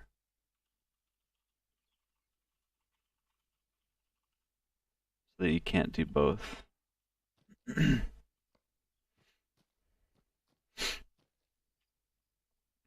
Type number, expected code. Oh, get a default, huh? We got empty array there. Hmm. Jesus.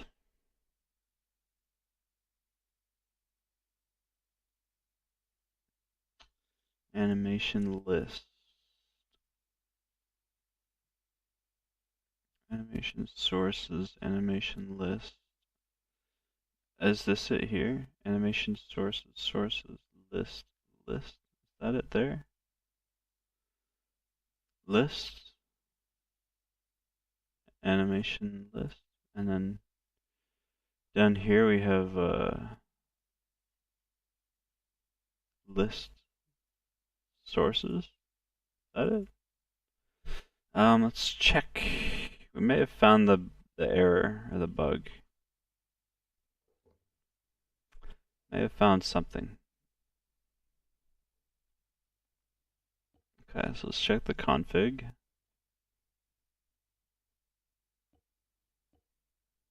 Animation list.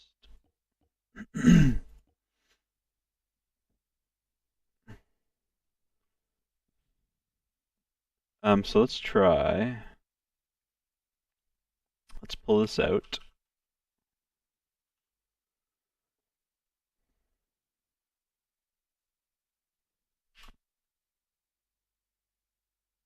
Oops. So I want to set that.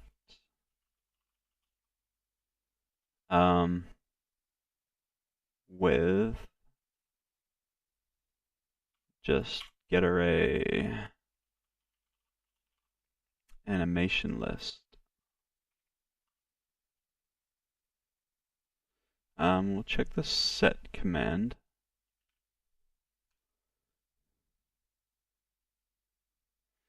Insert only. We don't want that. We just want to like. Okay. I wonder if this will fix it.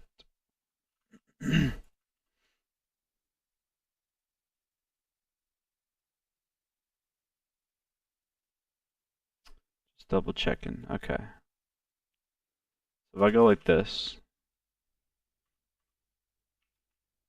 I don't know if it'll fix it, but we'll see.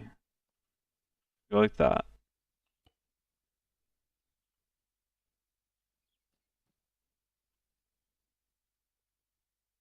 No. Hmm. What about this one? So,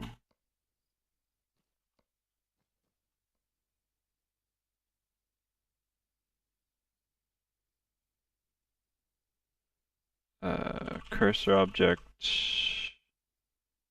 config of cursor object. So will this one work now?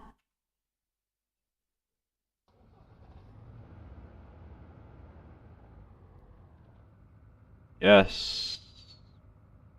Okay. We found the bug. I think we found the bug.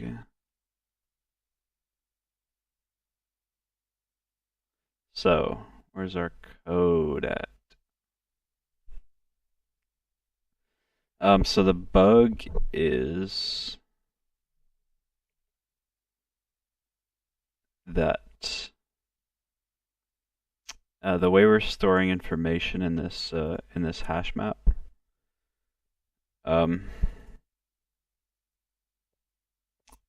like this is like the config animation sources, and then we're saving the list of animation sources. And then up in the CamoNet area, we're doing it correctly. So the code looks the same in the CamoNet area. So with CamoNet animation sources, we're saving animation sources. These two match. And then down here, we're saving like a list of animations. So animation list. And then out here, animation list. They match. Come down here to the Armor again. Got our animation sources, saving animation sources. Down here to animation list. And what are we saving? Animation sources. So my guess is if we just change the word animation list, if we just change the word sources here to the word list,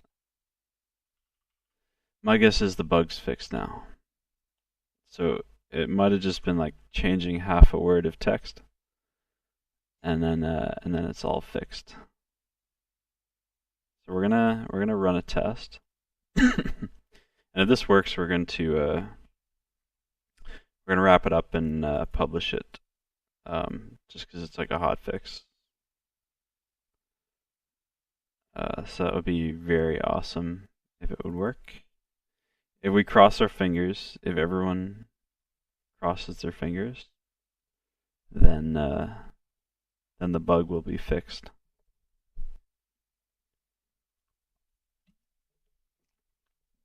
I have faith. I have faith. There is faith.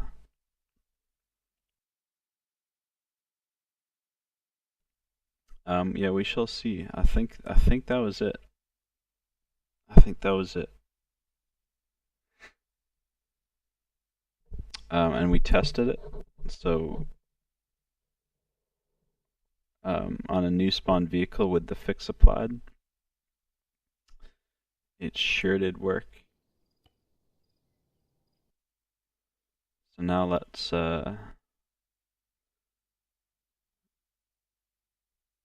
let's jump in.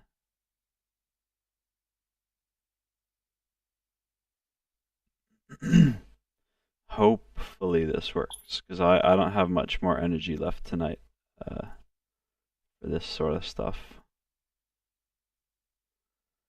Running on fumes, to be honest. It's been a long day. And then we crushed some of these bugs. Took us a while. I mean, like probably 2 hours for the first two bugs, and then 2 hours for the first like 7 bugs, and then 2 hours for the last one bug. That's just the way of it. And that would have been like a copy paste error probably. And then because it was off to the side, maybe it was like off the screen and I didn't see it. So yeah.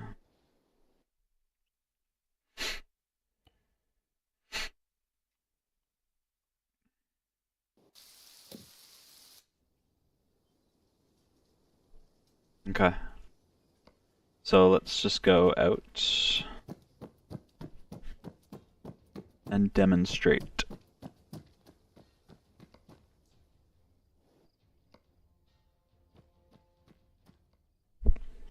I can't believe it worked before though. Like, how did it ever work with that there? Just bizarre. Just in fact, it might not be fixed. So let's just keep our hopes in check. Repair depot.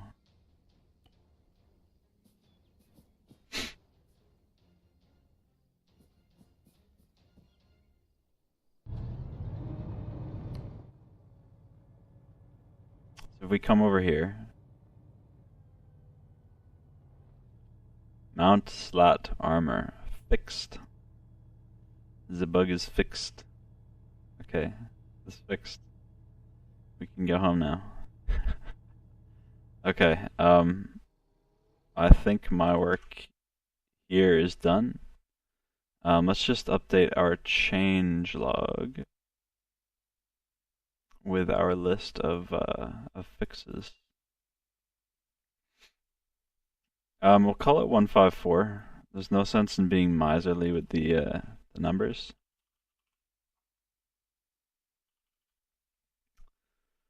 So what did we fix? Error with AFK system. Fixed. What else do we fix? I guess more importantly, a player would die instead of becoming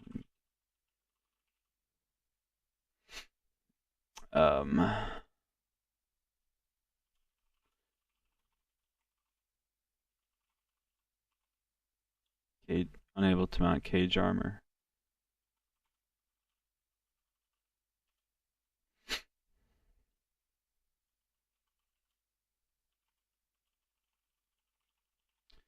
Captives.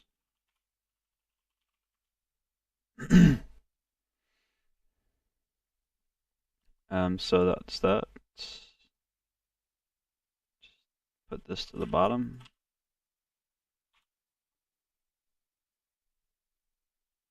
What else do we do? Cage armor captives.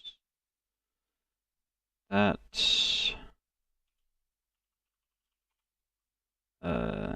player would follow.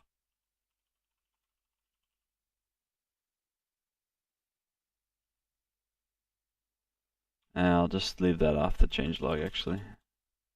Fixed.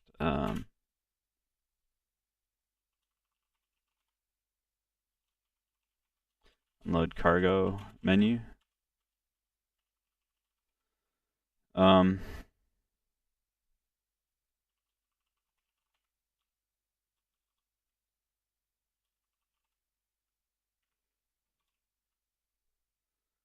then what else do we do? Script error with second on the right over there.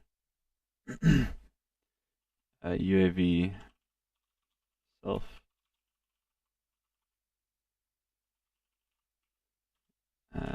Fixed. What else do we fix?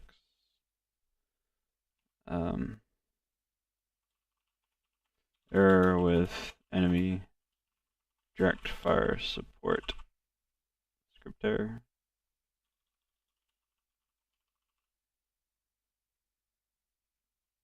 Direct fire support. Enemy AI direct fire support.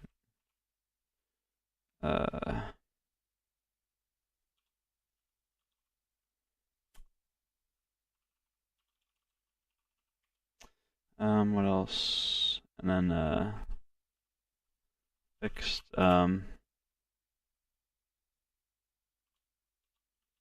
vehicle init code could execute before mission ready. Okay, I think that's what we sorted out today.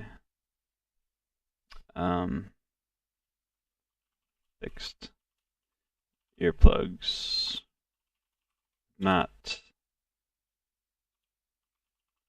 work properly if volumes were set oddly. I think that's about it. What was this one? This was, yeah, that's good enough. Okay. Let's make sure we're all packed up. Yeah, okay, so that's what we've done today, guys.